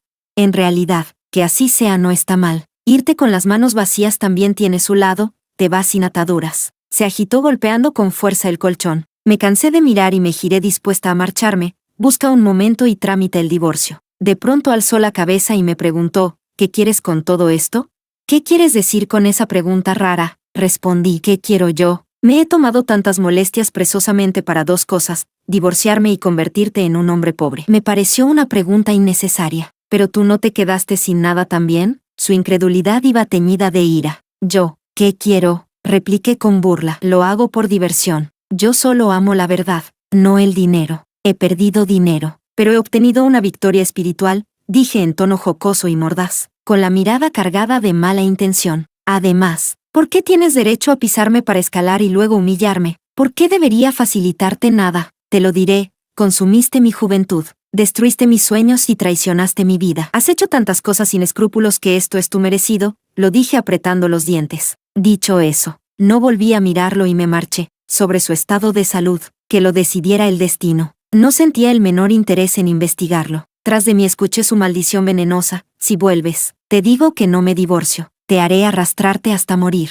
Ese tipo de gente que además sabe invertir la culpa en la víctima me repugna. Así que di media vuelta y volví. Me situé a una distancia no muy cerca ni demasiado lejana y le dije, ignorante de la ley, tienes montones de pruebas de tu infidelidad, incontables. Suficientes para demostrar que la relación matrimonial está rota. Si yo también te denuncio, el divorcio será inminente. Seguí hiriéndole, y, ya que me siento generosa, apúrate y divórciate. Menos palabras y más hechos, porque estoy ordenando a los abogados que recopilen pruebas de tu bigamia. En los formularios de registro de la villa de Ondine ustedes figuran como cónyuges. Cuando consiga más pruebas, te voy a hundir, añadí. Lo miré con tanta rabia que parecía que iba a desgarrarlo con la mirada. Él me devolvió la mirada con igual veneno. Tras ese segundo enfrentamiento, él fue quien terminó derrotado. Desvió la mirada y ya no se atrevió a mirarme. Capítulo 21. El día que firmamos el acuerdo de divorcio, Hugo ya estaba mucho más tranquilo. Nuestro patrimonio conjunto ascendía a unos 8 millones. Según la división estándar de bienes conyugales, me correspondían 4.500.000 y a él 3.500.000. Él era el culpable, así que recibiría menos. Y yo se lo dejé bien claro. 3,5 millones no es poca cosa. Es lo que ganarías trabajando toda la vida en una empresa estatal. Míralo bien, por mucho que me hayas fallado. Yo no te he tratado mal. Dejaste tu empleo estable para venir a trabajar conmigo. Aunque cometiste demasiados errores, al final solo te devuelvo al punto de partida. De aquí en adelante, como vivas ya no es asunto mío. Tenía poco más de 30 años. Para jubilarse a los 60 le quedaban poco más de 20. Cuando dejó la empresa estatal no era más que un pequeño directivo, con pocas conexiones y sin grandes posibilidades de ascenso. Así que esos 3,5 millones eran, en la práctica, el precio completo de su segunda mitad de vida profesional. Mi intención original había sido arruinar todo el patrimonio, dejarlo sin un solo centavo. Pero la fortuna era demasiado grande. No era fácil calcular con tanta precisión en poco tiempo. Y si me pasaba y terminaba endeudada, sería aún peor. Después de pensarlo, decidí que me convenía conservar algo. Por eso el resultado fue este. Al final hice un pequeño resumen. Soy una persona meticulosa. Me gusta cerrar los asuntos con principio y fin. Desde el día en que nos unimos hasta hoy, jamás te he fallado. Pero mírate tú, ¿en qué momento me has hecho justicia? En efecto, le dejé algo de dinero, pero si no lo hubiera hecho, yo también habría salido perdiendo, lo cual habría sido perjudicial para mi futuro. Tras firmar el acuerdo de divorcio, Hugo permaneció mirando por la ventana, con la mirada perdida, sin saber en qué pensaba. Al oír mis palabras, no pudo evitar girar la cabeza hacia mí. Nunca pensé en divorciarme de ti, dijo. Puedes preguntarle a Ondine, cuando he dicho que me divorciaría para casarme con ella. Nunca, jamás. No pude evitar reírme. ¿Qué pasa? ¿No divorciarte de mí es un favor? ¿No divorciarte te convierte en un buen hombre? ¿Acaso yo no merezco un matrimonio decente? Él se quedó mudo, sin poder responder. Capítulo 22. Tras el divorcio pude concentrarme en mi negocio. Contacté a antiguos clientes y les propuse que me adjudicasen sus trabajos de impermeabilización. Al principio titubeaban y no me daban una respuesta firme. Yo tenía una nueva fórmula desarrollada desde hace tiempo, así que iba con confianza. Puse unas condiciones que no pudieron rechazar. El depósito de garantía subía del 10% al 25%. 5 años garantizados sin filtraciones y los siguientes 5 años garantizados para reparaciones. Si no, se descontaría del depósito. El día de la firma del contrato salí de la oficina de la otra empresa. Todavía había tiempo, así que pensé en ir al edificio de al lado a visitar a un nuevo cliente potencial. Al salir del ascensor di con Hugo, que estaba discutiendo con la recepcionista. La secretaria, molesta, le decía, ya te lo hemos dicho, vayas las veces que vayas no sirve. Si el señor San no te ha citado y no tiene cita, no puedo dejarte entrar. Al decirlo le lanzó a Hugo una mirada cortante, llena de desprecio. Él, que aún quería replicar, de pronto se vino abajo como un globo desinflado. Su ánimo se hizo visible y decaído. Comparado con hace medio año, su situación era totalmente diferente. Al verme se sobresaltó y, temiendo que yo notara su ridículo, intentó escapar corriendo. La recepcionista suspiró de alivio, me miró y murmuró, este tipo tiene la piel muy dura. No escucha. Pase usted conmigo. La sala de reuniones ya está preparada. El señor San me recibió en persona. He oído que tu material impermeabilizante es muy bueno. Justo tengo un gran proyecto. Antes tienes que hacer algunas pruebas en pequeños trabajos preliminares. ¿Aceptas? Acepté, por supuesto. Salí de la oficina del nuevo cliente satisfecha. En ese momento recibí una llamada importante. No tenía prisa por marcharme, así que fui a una zona poco concurrida del edificio y contesté. Mientras hablaba, vi a cierta distancia a Hugo agazapado, sollozando. Sus sollozos eran bajos, con el pecho temblándole. Sonaban más desgarrados que un llanto abierto. La persona al otro lado de la línea, al ver que no respondía, pensó que había mala señal y subió el volumen. Hola, hola.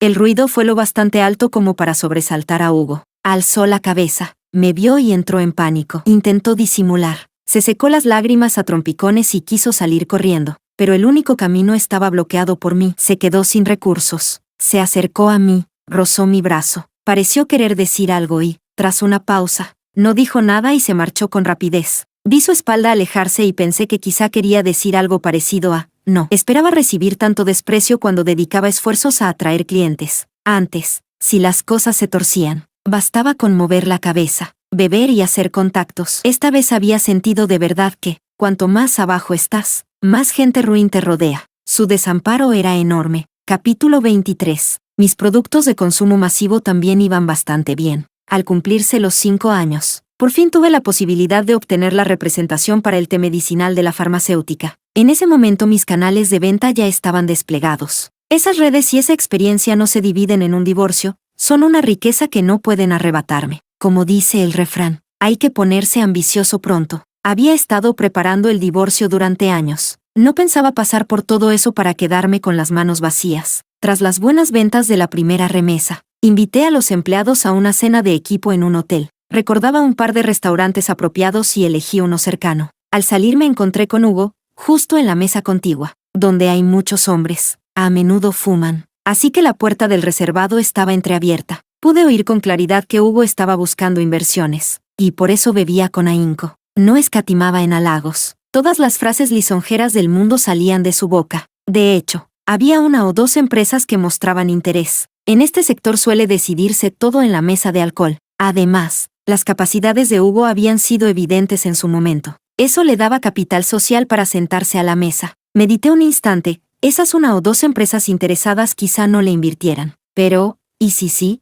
Si por casualidad lograba captar financiación. Si triunfaba, no me lo perdonaría. Al volver a casa llamé al señor Bay, el benefactor que me introdujo en el sector. Siempre le tuve en gran estima y sus sobres en fechas señaladas eran generosos. Hugo le había ofendido gravemente en su día y no mostró ninguna sinceridad al disculparse con él. Le dije al señor Bay que Hugo estaba intentando atraer inversores y le pedí, entre líneas, que hiciera lo posible por impedírselo. Poco después empezó a correr la voz en el círculo de que iban a boicotear a Hugo. Con eso me quedé medio tranquila. La otra mitad de la inquietud no se fue. Temía que, si Hugo lograba algo relevante, no dudaría en buscarme venganza. Este tipo de persona solo recuerda las ofensas. Las bondades se las llevan el viento, lo sabía bien por experiencia. Así que decidí tender una trampa y ver si caía. Moví a algunos conocidos. En una charla casual les comenté que viajaría a África a inspeccionar la empresa que habíamos montado allí. Insistí en que la situación en África marchaba bien y que mi viaje no era tanto para comprobar cuentas como para explorar proyectos comerciales. Esos conocidos también trataban con Hugo. Así que, tras varias vueltas, la noticia llegó a él.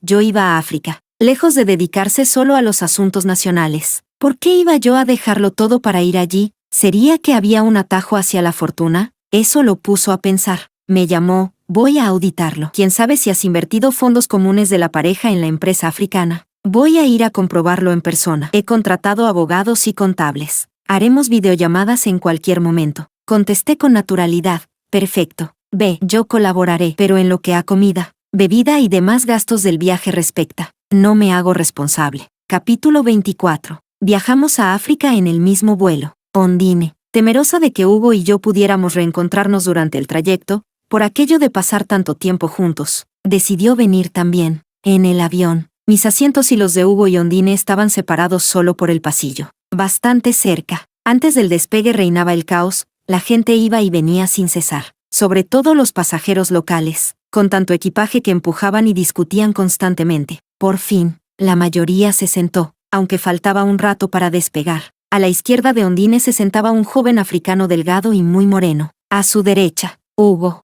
Yo estaba junto al pasillo, con una mujer africana obesa al otro lado. Aquella mujer era puro cuerpo, aunque el apoyabrazos nos separaba. Su carne rebasaba el límite y me aplastaba, haciéndome sentir muy incómoda. Ondine giró la cabeza y, al verme, sonrió con suficiencia. Hermana, esto es lo que llaman cavar tu propia tumba. Si fuera antes, todos estaríamos en primera clase, respondí sonriendo. Incluso antes, yo no habría gastado tanto. Un vuelo largo en primera cuesta más de 60,000. Nunca me habría permitido ese lujo. Esa es la mentalidad de quien empezó de cero. Así que, en realidad, esta situación les incomoda más a ustedes. Su rostro se tornó pálido y, enfurruñada, se dio la vuelta. Capítulo 25. No pasó mucho tiempo antes de que ocurriera un incidente de su lado. El joven africano que se sentaba junto a Ondine empezó a desvestirse. Primero se quitó la camiseta, y luego comenzó a bajarse los pantalones. Ondine, que al principio intentaba mantener la compostura, se levantó de un salto y soltó un grito agudo. ¡Ah! Su voz fue tan penetrante que las azafatas acudieron de inmediato, pero de poco sirvió, ninguna hablaba chino, y Ondine no sabía inglés. Hugo, que hacía años no usaba el idioma, tampoco lograba reaccionar. Además, Ondine daba vueltas gesticulando, con el trasero a la altura de su cara. Varias veces estuvo a punto de rozarle la nariz, y él solo podía girarse para esquivarla. Las azafatas perdían la paciencia, mirándolos como si fueran idiotas. En esa aerolínea no abundaba presosamente el personal con alta educación. Vi a pasajeros de otras nacionalidades reírse de la escena, y decidí dejar a un lado mis rencores personales para echarles una mano. Hablé en inglés fluido con el chico africano y confirmé lo que sospechaba. Luego me volví hacia Ondine y le expliqué. Es un transportador humano. Compra ropa al por mayor aquí y la revende en África. Suele usar su equipaje facturado y el de mano para transportar la mercancía. Pero cuando supera el peso permitido, se la pone encima. No te estaba faltando al respeto. Solo quería quitarse la ropa porque no es suya. Son productos que lleva para vender. Ondine se quedó boquiabierta, sin saber qué responder, mirando instintivamente a Hugo. Hugo frunció el ceño. Vi que no mostraba el cuerpo mientras se quitaba la ropa. Quise advertirte para que no reaccionaras así, pero explotaste enseguida. Ondine replicó molesta. Tu inglés es pésimo. Ni una palabra dijiste. Hugo se quedó callado. Si Hugo aún tenía alguna posibilidad de recuperar su inglés, Ondine era directamente una inútil. Su nivel equivalía a 0. No tenía vergüenza en culparlo. Pensé que Hugo siempre había sido experto en voltear las culpas. Y que, al fin, el destino le había enviado su castigo. Volví a mi asiento. Tras la primera comida, le pedí a la azafata que no me sirviera más, pues quería dormir. El asiento era estrecho y la mujer gorda me apretaba. Tomé una pastilla para dormir, que había preparado con antelación, y caí en un sueño profundo. A veces sentía que me inclinaba sobre el cuerpo blando de aquella mujer. Otras, oía el alboroto del otro lado, Ondine protestando sin parar, pero en su mayoría dormí plácidamente, sin saber dónde estaba ni sentir dolor alguno. Cuando aterrizamos y los pasajeros comenzaron a salir en fila, Hugo, detrás de mí, me dijo con el rostro rígido, ¿te queda alguna pastilla para dormir? ¿Podrías darme una para el vuelo de regreso? Le dediqué una sonrisa helada. Ojalá, para entonces, aún pudiera dormir. Capítulo 26. Le había dicho a Hugo que podía venir a África a revisar mis cuentas, pero también le había advertido que no me ocuparía de su comida ni de su alojamiento. Quizá en ese momento no comprendió la importancia de aquella frase, así que no hizo ningún plan sensato. Al llegar aquí, la realidad local pronto le dio una lección. Logró contactar con algunos miembros de la Cámara de Comercio para que lo recibieran, pero al no conocerse bien, las cosas no le resultaron nada fáciles. Lo volví a ver en mi propio hotel. Mi hermano y yo emprendimos en esta tierra, con los minerales. Hay años de vacas flacas y otros de bonanza. Los últimos 2 habían sido años flojos. Así que abrimos un hotel. El llamado hotel era, en realidad, un terreno junto al lago en el que construimos unas cuantas decenas de habitaciones. Cada 10 formaban un pequeño patio. Varios patios se conectaban entre sí, con piscinas o jardines en el centro. Era un diseño típico de la zona. Montarlo no era lo complicado. Lo difícil era tener raíces aquí, como yo, y poder resolver el problema de la electricidad. En mi hotel había energía las 24 horas, algo que pocos podían ofrecer. Estaba sentada en el bar junto a la recepción, bebiendo un refresco. Algunos locales ya se emborrachaban a pleno día, y el vestíbulo tenía una atmósfera ligera y relajada. Fue entonces cuando entraron Ondine y Hugo. Ondine no me vio, apenas puso un pie dentro. Exclamó maravillada, ¡qué lugar tan hermoso! Es como un paraíso. Hugo, quiero quedarme aquí. Hugo suspiró y le dio una palmada en la mano. Déjame preguntar el precio. Se acercó al mostrador y, con su inglés torpe, preguntó con cuidado, ¿cuánto cuesta una noche aquí? El recepcionista me miró, como si dijera con los ojos, jefa, su paisano ha llegado. Bajé la mirada y no respondí. Hugo me vio y, sorprendentemente, pareció aliviado, como si mi presencia garantizara que el lugar era realmente bueno, y eso le diera tranquilidad. El recepcionista le dijo, $150 por noche. Hugo frunció el ceño. Se notaba que el precio le resultaba caro. Llevábamos apenas 2 días allí, todos adaptándonos al cambio horario, pero era tiempo suficiente para que él entendiera el costo de vida. Aquí los pobres son realmente pobres, y los ricos viven en otro mundo, todo es caro. Se volvió hacia Ondine y dijo, será mejor quedarnos en casa de Laokian. Esto es demasiado caro, y no pienso quedarme solo un par de días. El rostro de Ondine se descompuso al instante. Hugo, he pasado muchas penurias viniendo contigo, y no me he quejado. Estoy dispuesta a compartir tus dificultades, igual que lo hacía Regina. Pero mírala, Regina también vive aquí, ¿no?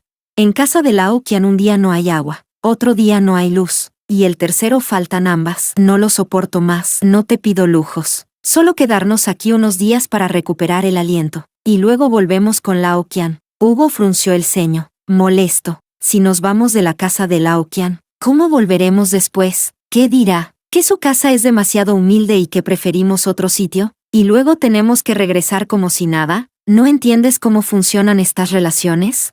Ondine, con los ojos llenos de lágrimas, respondió entre sollozos. Solo sabes criticarme, pero no entiendes lo difícil que es para mí. Hugo suspiró de nuevo, esta vez profundamente. Su rostro estaba cubierto de preocupación. Te lo advertí, no debías venir. Pero insististe, y ahora te haces notar demasiado. Ondine estalló en llanto. ¿Ahora me desprecias? ¿Ya estás harto de mí? ¿Qué hice mal? ¿Por gastar un poco de dinero ya soy una carga? ¿De verdad es para tanto?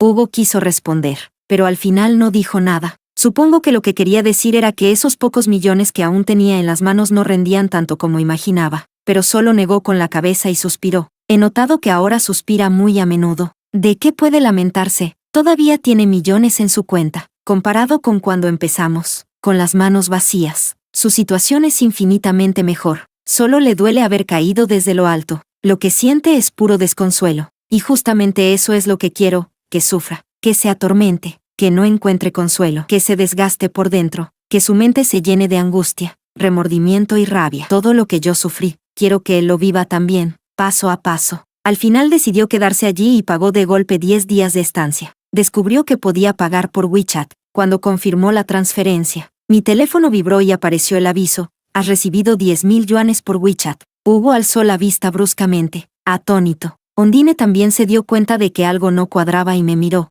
Yo asentí con calma. Este hotel es mío. No te has equivocado de pago. Ondine montó en cólera. Regina, estás ocultando bienes matrimoniales. Este hotel también debería ser mío. Antes de que yo dijera nada, Hugo habló, con la voz cargada de amargura. Regina no haría algo así, si no me equivoco. El dinero salió de lo que le di a tu madre. Ella se lo entregó a Regina para construir el hotel. Con razón siempre me hacía poner donación voluntaria en cada transferencia. Regina, ¿planeabas dejarme desde entonces?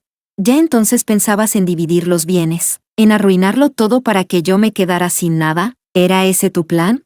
Solté una risa sarcástica. No antes que tú me traicionaras. De hecho, siempre he querido preguntarte, ¿cuándo fue tu primera traición? ¿Cuándo fue la primera vez que te acostaste con Ondine? ¿Pensaste en mí entonces? ¿Qué pasaba por tu cabeza en ese momento? Qué absurdo, si yo no mencionara estos hechos, parecería que nunca ocurrieron. Y aún así se atreven a interrogarme como si fueran inocentes. ¿Con qué derecho? El rostro de Hugo se transformó, pasó del dolor al arrepentimiento, luego a la frustración, hasta que al final se cubrió la cara con las manos para no dejar ver su descomposición. Capítulo 27. La segunda noche después de que el matrimonio de Hugo se mudara, descansaba junto a la piscina. Aquí la vida transcurre lentamente, ideal para disfrutarla. No hay el bullicio de la gran metrópoli. El mundo parece en silencio. Solo se escucha el suave fluir del agua en la piscina, y es sumamente placentero. Cuando Hugo se acercó a mí, pensé que era un empleado trayéndome fruta. Jugaba con el móvil y, sin levantar la vista, dije al azar, déjala ahí. Como no lo eché, se sentó junto a mí. Levanté la cabeza y me encontré con una mirada profunda. Estaba pensando, dijo, antes de hundir la empresa, ¿cuántas oportunidades dejaste preparadas para volver a empezar? ¡Qué mal momento! Este hombre nació para arruinar la paz. Solté una ligera risa. No hay por qué ponerse celoso. Eran solo pequeños negocios. Después de tantos años de apertura económica, la buena época del sector de la construcción ya pasó. Deberías conformarte con una vida tranquila. Pero él no escuchaba consejos. Lo intentaré. Lo que tú lograste, yo también puedo hacerlo. ¿No se trata solo de empezar de nuevo? No lo contradije. No tenía sentido hacerlo. Sin embargo, insistió, ¿me desprecias? Sonreí. No importa si te desprecio o no. Lo importante es que tu esposa no lo haga. De ahora en adelante, seguiremos caminos distintos. De repente se vino abajo. No se disculpó ni mostró arrepentimiento. Simplemente bajó la cabeza y guardó silencio durante un buen rato. Cuando estaba a punto de levantarme para irme, habló apresurado, temiendo que me marchara. Incluso los héroes son humanos. Antes no lo entendía, pero ahora, desde mi posición, veo cuán superior eres. Con la mente en calma, me doy cuenta de que tienes el valor de derribarlo todo y empezar desde cero. Si cambiáramos de lugar, no sé si podría hacerlo. No querías que nos aprovecháramos, ¿verdad? Yo, el hijo bastardo de una amante, ¿piensas que todos nosotros nos beneficiamos de ti? Levanté una ceja. ¿Y acaso no es así? Apretó los labios, reflexionó unos segundos y finalmente asintió. Sí, me aproveché de tu poder. Y esa mujer vil de afuera extrajo valor de ti. Por fin dejé de burlarme. Asentí. Al menos lo reconoces. Pensé que, con tu carácter, me odiarías toda la vida. Levantó la cabeza de golpe, como si hubiera tocado una herida profunda. Luego cambió de tono y siguió hablando. Parecía entender que probablemente era la última conversación que tendríamos. Una persona así es como un arco iris, solo cuando la encuentras sabes que existe. Qué lástima no haberte valorado. Sonrió con amargura. Siempre pensé que tú y las demás mujeres teníais virtudes distintas. Tú eras generosa, capaz, una mujer ideal tanto para el hogar como para la sociedad. Las de afuera, algunas bellas y dulces, otras apasionadas y atrevidas, y otras como Ondine, complacientes, adecuadas para ser amantes. Su sonrisa se volvió más amarga. Desde donde estoy ahora, me doy cuenta de que ustedes son mundos aparte. Tú tienes la capacidad de cambiar el destino, mientras que ellas son como flores parásitas. Viven solo a través de los hombres. En cuanto a Ondine, un día me di cuenta de que, si la lanzara entre una multitud, no podría reconocerla. Es terriblemente común. Sinceramente, aún no me he casado con ella. Pensé que, por los 2 hijos, no estaría mal hacerlo, pero me parece una humillación. Al menos yo soy graduado de una universidad prestigiosa. Y ella, apenas estudió una formación técnica. Si cerrara los ojos y eligiera a cualquiera al azar entre la gente, sería mejor que ella. ¡Qué poca calidad! Dime, ¿cómo fue que me fijé en ella al principio? No pude evitar reír. Si tu esposa te oyera decir esto, tendrías otra pelea. ¿Para qué complicarte más? Tengo sueño. Me voy a dormir. Él sonrió y me hizo un gesto para que me sentara, queriendo seguir conversando. La noche era embriagadora. Que él estuviera dispuesto a dejar los rencores atrás y compartir una charla tranquila conmigo, como viejos conocidos bebiendo vino bajo las estrellas. Era algo verdaderamente raro. Así que continué escuchando sus halagos disfrazados de reflexiones. A medida que hablaba, lo hacía con más soltura, sin el menor atisbo de vergüenza. Las flores del jardín pueden confundir los ojos, dijo. No puedo creer que alguna vez te comparara con ellas. Ese simple hecho ya fue una ofensa hacia ti. Estuve completamente equivocado, pero tranquila. No he venido a pedirte perdón ni a rogarte que regreses a mi lado. Sé muy bien que cuando te esforzaste tanto por arruinarme, nunca pensaste en reconciliarte. A partir de ahora, solo podremos ser extraños. De pronto sonrió, y en su sonrisa había lágrimas. Me río de mí mismo. Creí ser un hombre exitoso, y pensé que tener muchas mujeres era una señal de éxito, como otros las tenían. Yo también debía tenerlas, pero las relaciones vacías son lo que más destruye la fortuna de un hombre. En mi corazón, nadie podrá reemplazarte. Pensé que tú lo sabías, que comprendías lo mismo, y que, más o menos, no te importaban las flores silvestres de fuera. Fui un idiota arrogante. Pensé que abrazar a una mujer hermosa y suave era el mayor placer del mundo. Creí que, al haber tenido éxito, debía disfrutarlo. Mi error fue quererlo todo, placer y una buena esposa. ¿Cómo puede alguien ser tan codicioso? Me recosté sobre tus logros, pero no te respeté como la heroína que eras. Fui demasiado engreído. Dentro de mí, me puse en guardia. Su autocrítica no era precisamente una buena señal. Cuanto más lúcido se volvía, más cerca estaba de volver a triunfar. Por muy bonitas que sonaran sus palabras, en el fondo seguía siendo una amenaza. Ojalá mis planes no hayan sido en vano. No tenía ganas de seguir escuchándolo. Me voy a dormir, dije. Si tu esposa te escucha hablar así, habrá otro escándalo. Lo pasado, déjalo atrás. No te vayas aún. Solo un par de palabras más, insistió, sin dejarme marchar. Hablaba con más sinceridad que en todos los años anteriores juntos. Ella no se despertará, continuó. Ya la ves, de origen humilde, sin grandes habilidades. Siempre dice que está dispuesta a pasar penurias conmigo, pero solo lo hace para aparentar. En realidad, no soporta ni la mínima incomodidad. Antes de venir aquí, ya había contactado con gente de la Cámara de Comercio. Aunque acabábamos de llegar, al menos alguien nos recibió. Las condiciones eran modestas, lo admito, pero se lo advertí. Y ella, no es que quisiera fastidiarme, simplemente no sabe soportar nada. Si no se lava el cabello, no puede dormir. Pasaba las noches en vela, agotada durante el día, con la mirada perdida esperando que volviera el agua o la electricidad para poder lavarse el pelo. Mientras tanto, las familias adineradas llenaban cubos para aprovechar el agua cuando llegaba. ¿Qué puedo decir de ella? Ahora que estamos en un lugar cómodo, duerme como un cerdo muerto, como si no hubiera dormido en 8 vidas. Bajó la mirada, y cuando mi paciencia estaba a punto de agotarse, volvió a hablar.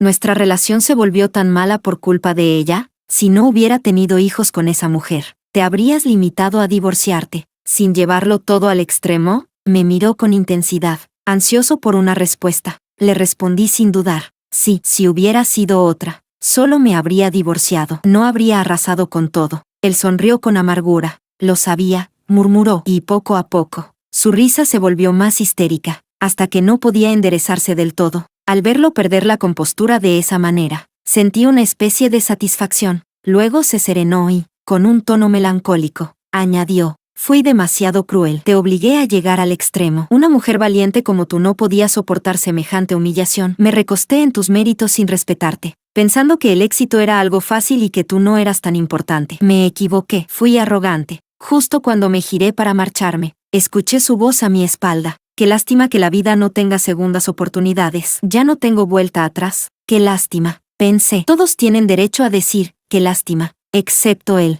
Si no fuera por él, mi carrera no habría tenido que empezar de nuevo. Si alguien merece una nueva oportunidad, un renacer, esa soy yo. Ojalá nunca lo hubiera conocido, o al menos, no durante la etapa en que fundé mi empresa. Así, el divorcio no habría sido tan complicado. Y aún así, él sigue diciendo, qué lástima. Yo todavía no he dicho lo que pienso realmente. Capítulo 28. El cuarto día después de llegar, Hugo apareció en mi empresa para revisar las cuentas, tal como él mismo había dicho, aunque yo hubiera arruinado la compañía. En el proceso de divorcio y reparto de bienes siempre me mantendría dentro del marco legal. Jamás haría algo tan ruin como robar o engañar. Sabía perfectamente que esa auditoría no iba a arrojar ningún resultado, pero aún así vino, fingiendo que era algo serio. De vez en cuando hacía videollamadas con abogados y contadores, mostrándoles mis libros contables. Yo sabía bien lo que pretendía, quería espiar mis secretos comerciales. La competencia en el sector de la construcción en China se había vuelto feroz. Mantener los logros era ya difícil, y más aún para alguien que debía empezar desde cero, como él. Se notaba que quería hacerse un nombre en África. Hoy en día, para hacerse rico hay 3 caminos, y uno de ellos es atreverse a ir por donde otros no se atreven.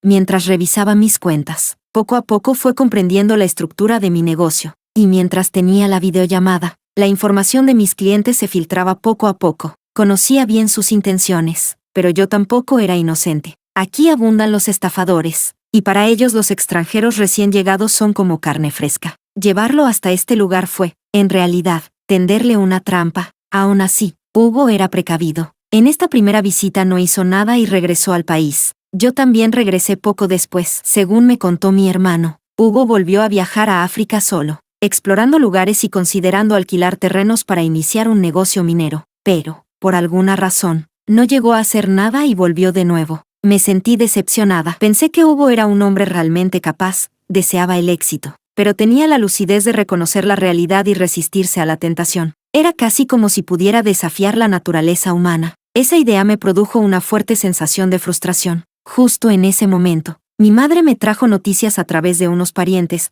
Ondine había invertido en acciones el dinero que Hugo tenía para su negocio y perdió más de la mitad. Así que era eso. Hugo no había fracasado en África porque Ondine ya había hecho desaparecer su dinero antes. ¿Podría decirse que fue una bendición disfrazada? Al fin y al cabo, invertir en bolsa solo le costó una parte del dinero. Si lo hubiera invertido en África, probablemente habría perdido todo. Pero Hugo no lo veía así. Estaba furioso, convencido de que Ondine lo había arruinado, y no paraba de exigirle que le devolviera el dinero. Más tarde, con lo que le quedaba, alquiló un pequeño local en el mercado de herramientas y equipos eléctricos, imitando mis primeros pasos y montando su propio negocio. Un día fui al mismo mercado a comprar suministros. El cliente con el que debía encontrarme estaba justo al lado de la tienda de Hugo. Mientras esperaba, escuché una fuerte discusión entre Hugo y Ondine. Hugo, furioso, le gritaba: «Llevamos días sin vender nada. ¿Se puede saber qué demonios haces aquí?» Ondine, indignada y a punto de llorar, replicó: «Ahora los negocios están difíciles. Los tiempos han cambiado. No puedes compararme siempre con Regina». Hugo se quedó en silencio por un momento, y luego soltó con una ironía cruel: «¿Tú, compararte con Regina? ¿Cómo te atreves? Ella es una verdadera mujer poderosa. Sus capacidades ni siquiera podría soñarlas. No vuelvas a mencionar su nombre. Tú no estás ni cerca de su nivel. Si vas a compararte con alguien, compárate con la señora Lee de al lado. Ella sí sabe vender mejor que tú. Es más, ¿por qué no vuelves a casa a cuidar a los niños? Contrataré a la señora Lee para que se encargue de la tienda». Ondine sollozaba, sin dejar de sorber por la nariz, y entre lágrimas respondió: «Desde niña mis parientes me han menospreciado, y ahora tú haces lo mismo. Te lo digo, Hugo, si no fuera por los niños, ni me molestaría en ocuparme de ti. ¿Y de dónde vas a sacar dinero para pagarle a la señora Lee?» Hugo casi echaba humo de la rabia, y gritó con desesperación: «Si contrato a la señora Lee o a cualquier dependiente, el negocio aún puede tener una oportunidad, pero si te dejo a ti aquí, estoy condenado. Eres mediocre, acéptalo. No es que los demás te desprecien, es que realmente no sirves. Enfrenta la realidad».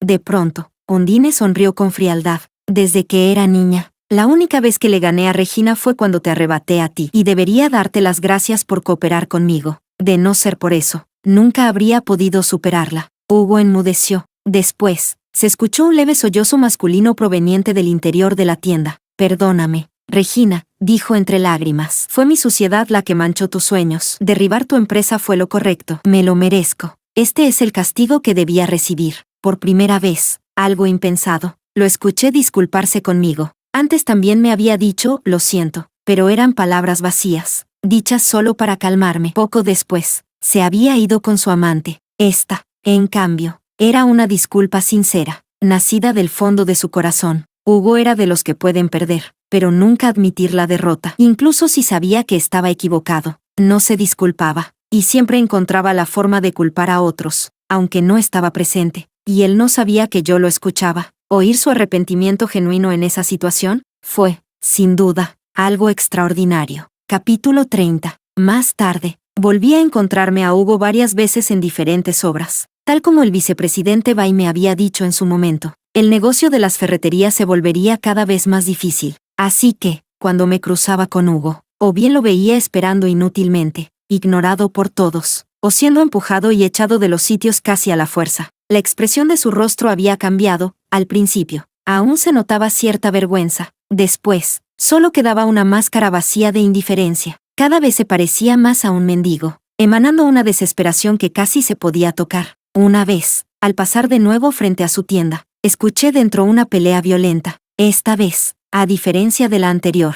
Hugo y Ondine ya no guardaban ni la mínima compostura. Se insultaban sin freno, lanzándose toda clase de palabras sucias. El aire estaba cargado de groserías, algunas especialmente vulgares, y preferí alejarme antes de quedar envuelta en aquel espectáculo. Pero al regresar, tuve que volver a pasar por allí, y entonces vi a los dos hijos de Hugo. Los niños eran adorables, pero estaban sucios, con la ropa demasiado pequeña, los pantalones cayéndose y las mangas colgando. No pude evitar sonreír. Me resultaba imposible imaginar que esos mismos niños habían ido alguna vez a un jardín de infancia privado y tomado clases extracurriculares caras. Ondine y su madre, mi tía por parte de madre, entraron empujando la puerta con los dos pequeños a cuestas. Estaban tan preocupadas buscando a alguien que ni siquiera se percataron de mi presencia. A unos metros de distancia, una vez más, escuché cómo estallaban los conflictos familiares. La voz de mi tía resonó con fuerza. Hugo, no me importa cómo hagas tus negocios, pero el dinero para el jardín de infancia del pequeño y las clases del mayor tienes que sacarlo. Hugo soltó una risa fría. Dinero no tengo. Si quieres mi vida, aquí está. Mi tía perdió el control. Hugo, esos hijos son tuyos. Viven y comen en mi casa. Y yo, con mi pensión, estoy criando a tus hijos. ¿Así me pagas? En estos 2 años no has dejado de hacer locuras, sin preocuparte ni un día por ellos. Cuando los niños se enferman o tienen que ir a clase, ¿dónde estás tú? Somos los abuelos los que nos desvivimos. ¿No ves que el pelo se me ha vuelto blanco de tanto preocuparme? ¿No te queda ni un poco de conciencia? El viejo guerrero que era Hugo respondió con otra carcajada fría. Cuando tu hija me seducía, no pensabas así. Cada vez que iba a tu casa, casi me tratabas como a un dios. Y ahora vienes a darme la espalda cuando caigo. Te lo digo, a mí no me engañas con tus lágrimas. Mi tía se dejó caer al suelo, pataleando y llorando a gritos. Maldito desalmado. Ay, Dios mío, ¿cómo pudo nuestra familia acabar con un tipo como tú? Pero Hugo ni se inmutó. Con total descaro, siguió diciendo, yo tenía la oportunidad de volver a triunfar, ¿sabes? Si no fuera porque tu hija perdió todo en la bolsa, ahora estaría en lo alto otra vez. Y vienes tú a pedirme dinero. No tengo. Pídeselo a ella. Mi tía, al ver que llorar no servía, se recompuso un poco y replicó, mi hija siempre ha sido así, sin talento. Pero tú también quisiste estar con ella, y ahora la desprecias. Hugo soltó una carcajada amarga. ¿Sin talento? Tiene mucho talento. Al principio ni pensaba meterme con ella, pero insistió tanto en seducirme que acabó consiguiéndolo. Si la familia anda corta de dinero, que salga a vender su cuerpo. Eso sí que se le da bien. Mi tía quiso responder, pero Hugo no le dio oportunidad. Vendiendo ganará más. Y cuando lo haga, que me devuelva el dinero que me arruinó. Así podré volver a invertir en África. Me quedé horrorizada. Ya esperaba que acabaran devorándose entre ellos, pero nunca imaginé que llegaría a tal brutalidad. De pronto, el llanto de mi tía cesó. Entonces oí la voz de Hugo, burlona y falsa.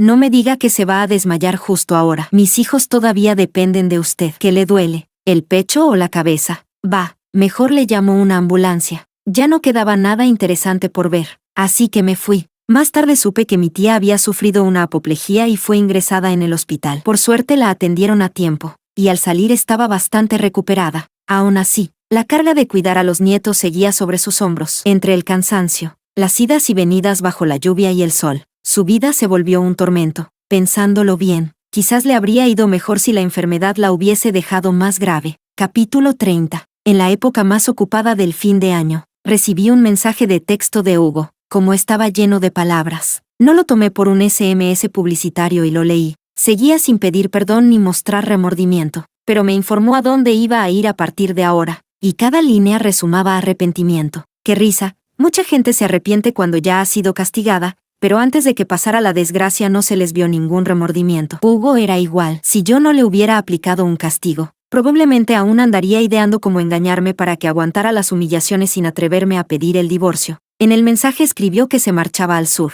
a otra ciudad, a pelearse la vida. Allí el círculo social le era conocido, pero todos le habían visto caer desde la cumbre y se alegraban de su desgracia. Le miraban con malicia. Contó que había visto un video sobre un fugitivo que, por no atreverse a usar su documento de identidad, trabajó en obras de construcción cobrando en negro durante años. Pasó más de una década así y, con el tiempo, consiguió salir adelante y llegó a ser un gran empresario. Él decía que iba a ir a sufrir también, a labrarse una carrera. Afirmó que volvería triunfante, que confiaba en sí mismo, y se atrevió a poner otra frase para pedir lo imposible: si tengo éxito y puedo estar a tu lado, ¿me darías otra oportunidad? Al leer eso no pude contener la risa. Este hombre vivía en la más absoluta fantasía. De verdad pensaba que, tras haberle castigado, todo quedaría resuelto y yo borraría rencores con una sonrisa, porque aquella noche junto a la piscina no hubiéramos roto en una discusión. Él creyó que le abriría la puerta de nuevo.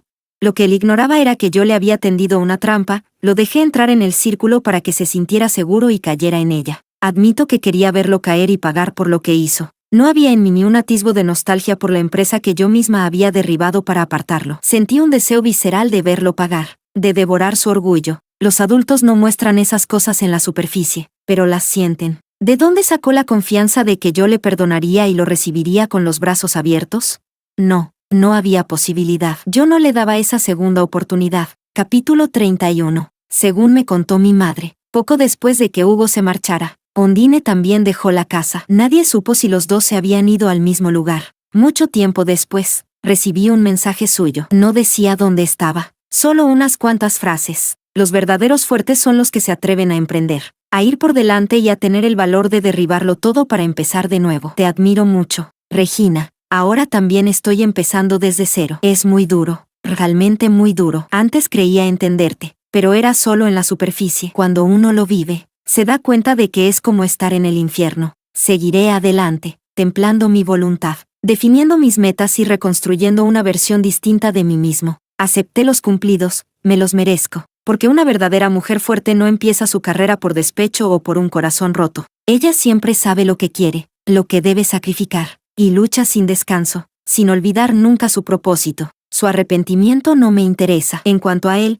que haga su vida donde quiera, siempre que no vuelva a cruzarse en mi camino. El día de mi cumpleaños fui a la playa de la ciudad vecina y me regalé un espectáculo de fuegos artificiales. Los hermosos y enormes estallidos iluminaban el cielo, y yo saltaba de alegría como una niña tonta. En realidad, cuando una persona se permite ser tonta, es cuando más feliz está. Hubo un tiempo en que estuve muy deprimida, y soporté un enorme peso emocional en silencio. Ver a Hugo derrochando mi dinero, disfrutando con su amante del fruto de mi esfuerzo, me hacía querer morir. Él había lanzado un espectáculo de fuegos artificiales junto al mar en un lujoso destino del sur para su amante favorita. En los días en que éramos pobres, me había prometido algo así, pero cuando tuvo los medios para cumplirlo, la destinataria ya no fui yo. Durante mucho tiempo me atormentaron las emociones oscuras. No era tan serena como aparentaba. Ahora, por fin, lo había dejado atrás. Me organicé mi propio espectáculo de fuegos artificiales, uno que había esperado durante años. Sí, estaba sola, pero ¿quién no lo está? A medida que el show llegaba a su fin, los estallidos eran menos potentes. Tanto mirar hacia arriba me dejó el cuello adolorido, así que moví un poco la cabeza, y entonces lo vi, un hombre de pie no muy lejos. ¿Quién diablos vendría a una playa tan desierta en pleno invierno? Me fijé en su ropa, claramente alguien con dinero. Mientras no fuera un vagabundo, no había motivo de alarma, aunque, sola, siempre hay un poco de miedo. El hombre se acercó con una sonrisa amable y me preguntó, ¿lanzando fuegos artificiales sola? Asentí, con cierto desdén en el corazón. ¿Y qué si estoy sola? Su porte era imponente, pero su expresión cálida. Hablaba con naturalidad. Pasaba en coche y vi las luces. Me encantan los fuegos artificiales. Así que paré para mirar. Espero que no te molestes y disfruto de tu espectáculo. Negué con la cabeza. Entonces extendió la mano. David Hin. Vaya, si no me equivocaba. David Hin era un gran empresario del sector de la construcción en la ciudad C. Le estreché la mano de inmediato y saqué mi tarjeta de presentación para presentarme. Él, sin rodeos, me agregó directamente a WeChat. Tenía varios proyectos que quería expandir en la ciudad vecina. Ahora había conseguido relacionarme con un pez gordo. El futuro pintaba bien. Antes de irse, David me preguntó, ¿eres la Regina de la ciudad vecina? Dios mío, sabía que mi fama me precedía, en boca de muchos hombres. Era una mujer temida, una especie de mujer maldita, pero ser reconocida por un gran empresario me incomodó un poco. No sabía si aquella nueva conexión podría prosperar después de eso. Lo miré con inquietud. Él estaba abriendo la puerta de su coche, pero se detuvo, me miró y levantó el pulgar. Eres una mujer increíble. Me alegrará conocerte mejor. Si necesitas algo, cuenta conmigo. En ese momento, sentí dentro de mí una explosión de luz, como si un fuego artificial hubiera estallado en mi corazón. Capítulo 32. En un abrir y cerrar de ojos. Pasaron 3 años. Mi carrera volvió a alcanzar la cima. Aunque ya no era tan gloriosa como en la época en que trabajaba junto a Hugo, seguía siendo lo bastante poderosa. Al fin y al cabo, los tiempos habían cambiado. Aquella era, de verdad, la edad de oro del sector de la construcción. Por eso, haber logrado tanto en la situación actual ya era una hazaña considerable. Mi madre volvió a traerme noticias. Ondine y Hugo habían desaparecido durante 3 años, sin dejar rastro, y la madre de Ondine, mi tía, criaba sola a los 2 niños con grandes dificultades. El padre, un inútil obsesionado con la pesca, apenas podía darle una mano. Y así, aquella mujer arrogante que antaño se pavoneaba ante mi madre cayó de nuevo enferma, sufrió otro derrame cerebral. Esta vez fue grave. Su rostro quedó torcido y estaba postrada en la cama. Los 2 niños necesitaban cuidados. Y finalmente Ondine regresó. Pero entonces ocurrió algo extraño. La misma noche de su regreso, los padres de Hugo, que supuestamente estaban retirados en la ciudad F y sufrían de asma severo, también volvieron repentinamente. Al día siguiente se llevaron a los niños. Los parientes estaban desconcertados, y los rumores se extendían, cada vez más siniestros. Tiempo después, recibí un mensaje de Hugo advirtiéndome, Ondine se enfermó de algo incurable. Lo contrajo mientras vendía su cuerpo. Ten cuidado, está llena de odio hacia el mundo. Y si busca vengarse de alguien, lo más probable es que seas tú. Me ha estado contactando estos años. No le he respondido, pero sé lo que planea. Te odia tanto que está al borde de la locura. Te culpa por haber destruido su sueño de ser una mujer rica. Confieso que sentí miedo. Decidí contratar guardaespaldas para que me acompañaran a todas partes. Un día, al buscar mi coche en el estacionamiento subterráneo, una sombra se lanzó de pronto hacia mí. En su mano brillaba algo que parecía un arma. Después de dar a luz, había vuelto al gimnasio para recuperar la figura y, de paso, aprendí algunas técnicas de defensa personal. Esa noche, por fin, me sirvieron de algo, la sujeté y la derribé de un movimiento, inmovilizándola contra el suelo. Era Ondine. Estaba fuera de sí, empuñando una jeringa, moviéndola con desesperación como si aún pudiera alcanzarme. Mis 2 guardaespaldas corrieron y la redujeron enseguida. Llamamos a la policía, y Ondine fue arrestada. Le espera una larga estancia entre rejas. Efectivamente, estaba enferma. Los padres de Hugo habían vuelto precipitadamente para llevarse a los niños, temiendo el contagio. Lo que nunca entendí fue por qué me odiaba tanto. Pero gente como ella siempre necesita culpar a otros, jamás aceptan su propia responsabilidad. Y en realidad, Hugo y ella eran iguales. Por eso se habían juntado. Sin conciencia, sin moral, sin principios. Capítulo 33.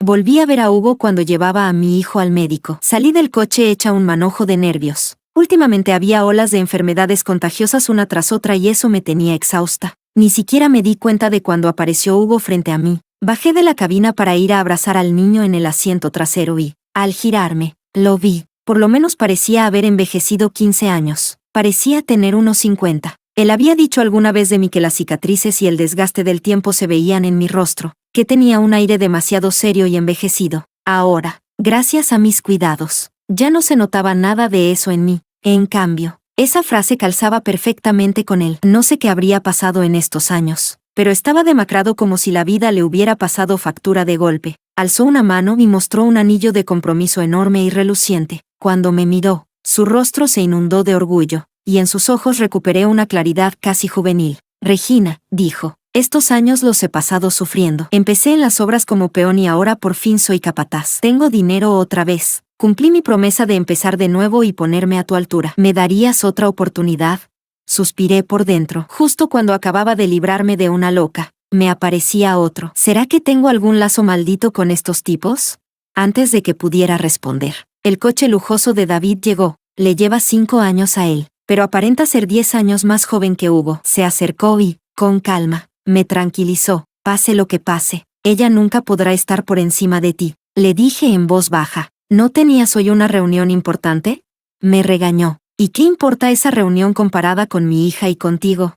Traté de explicarme. El jardín infantil me llamó de repente y tuve que venir corriendo. Incluso olvidé llamar al chofer. Me lanzó una mirada de reproche. Aún siendo adulta, siempre te pones así de nerviosa. ¿Qué voy a decir de ti? A partir de ahora, yo me encargo de los contactos del colegio. No puedes fiarte de ti misma. Me encogí y bajé la cabeza, resignada. David ya había arreglado la ropa del niño, comprobado las cosas del bolso, se puso la mochila y, con un solo movimiento, cogió al niño en brazos. Yo me quedé de pie a su lado sin nada en las manos. Pareció fijarse por primera vez en Hugo. Le echó una mirada rápida y me preguntó, ¿quién es ese hombre?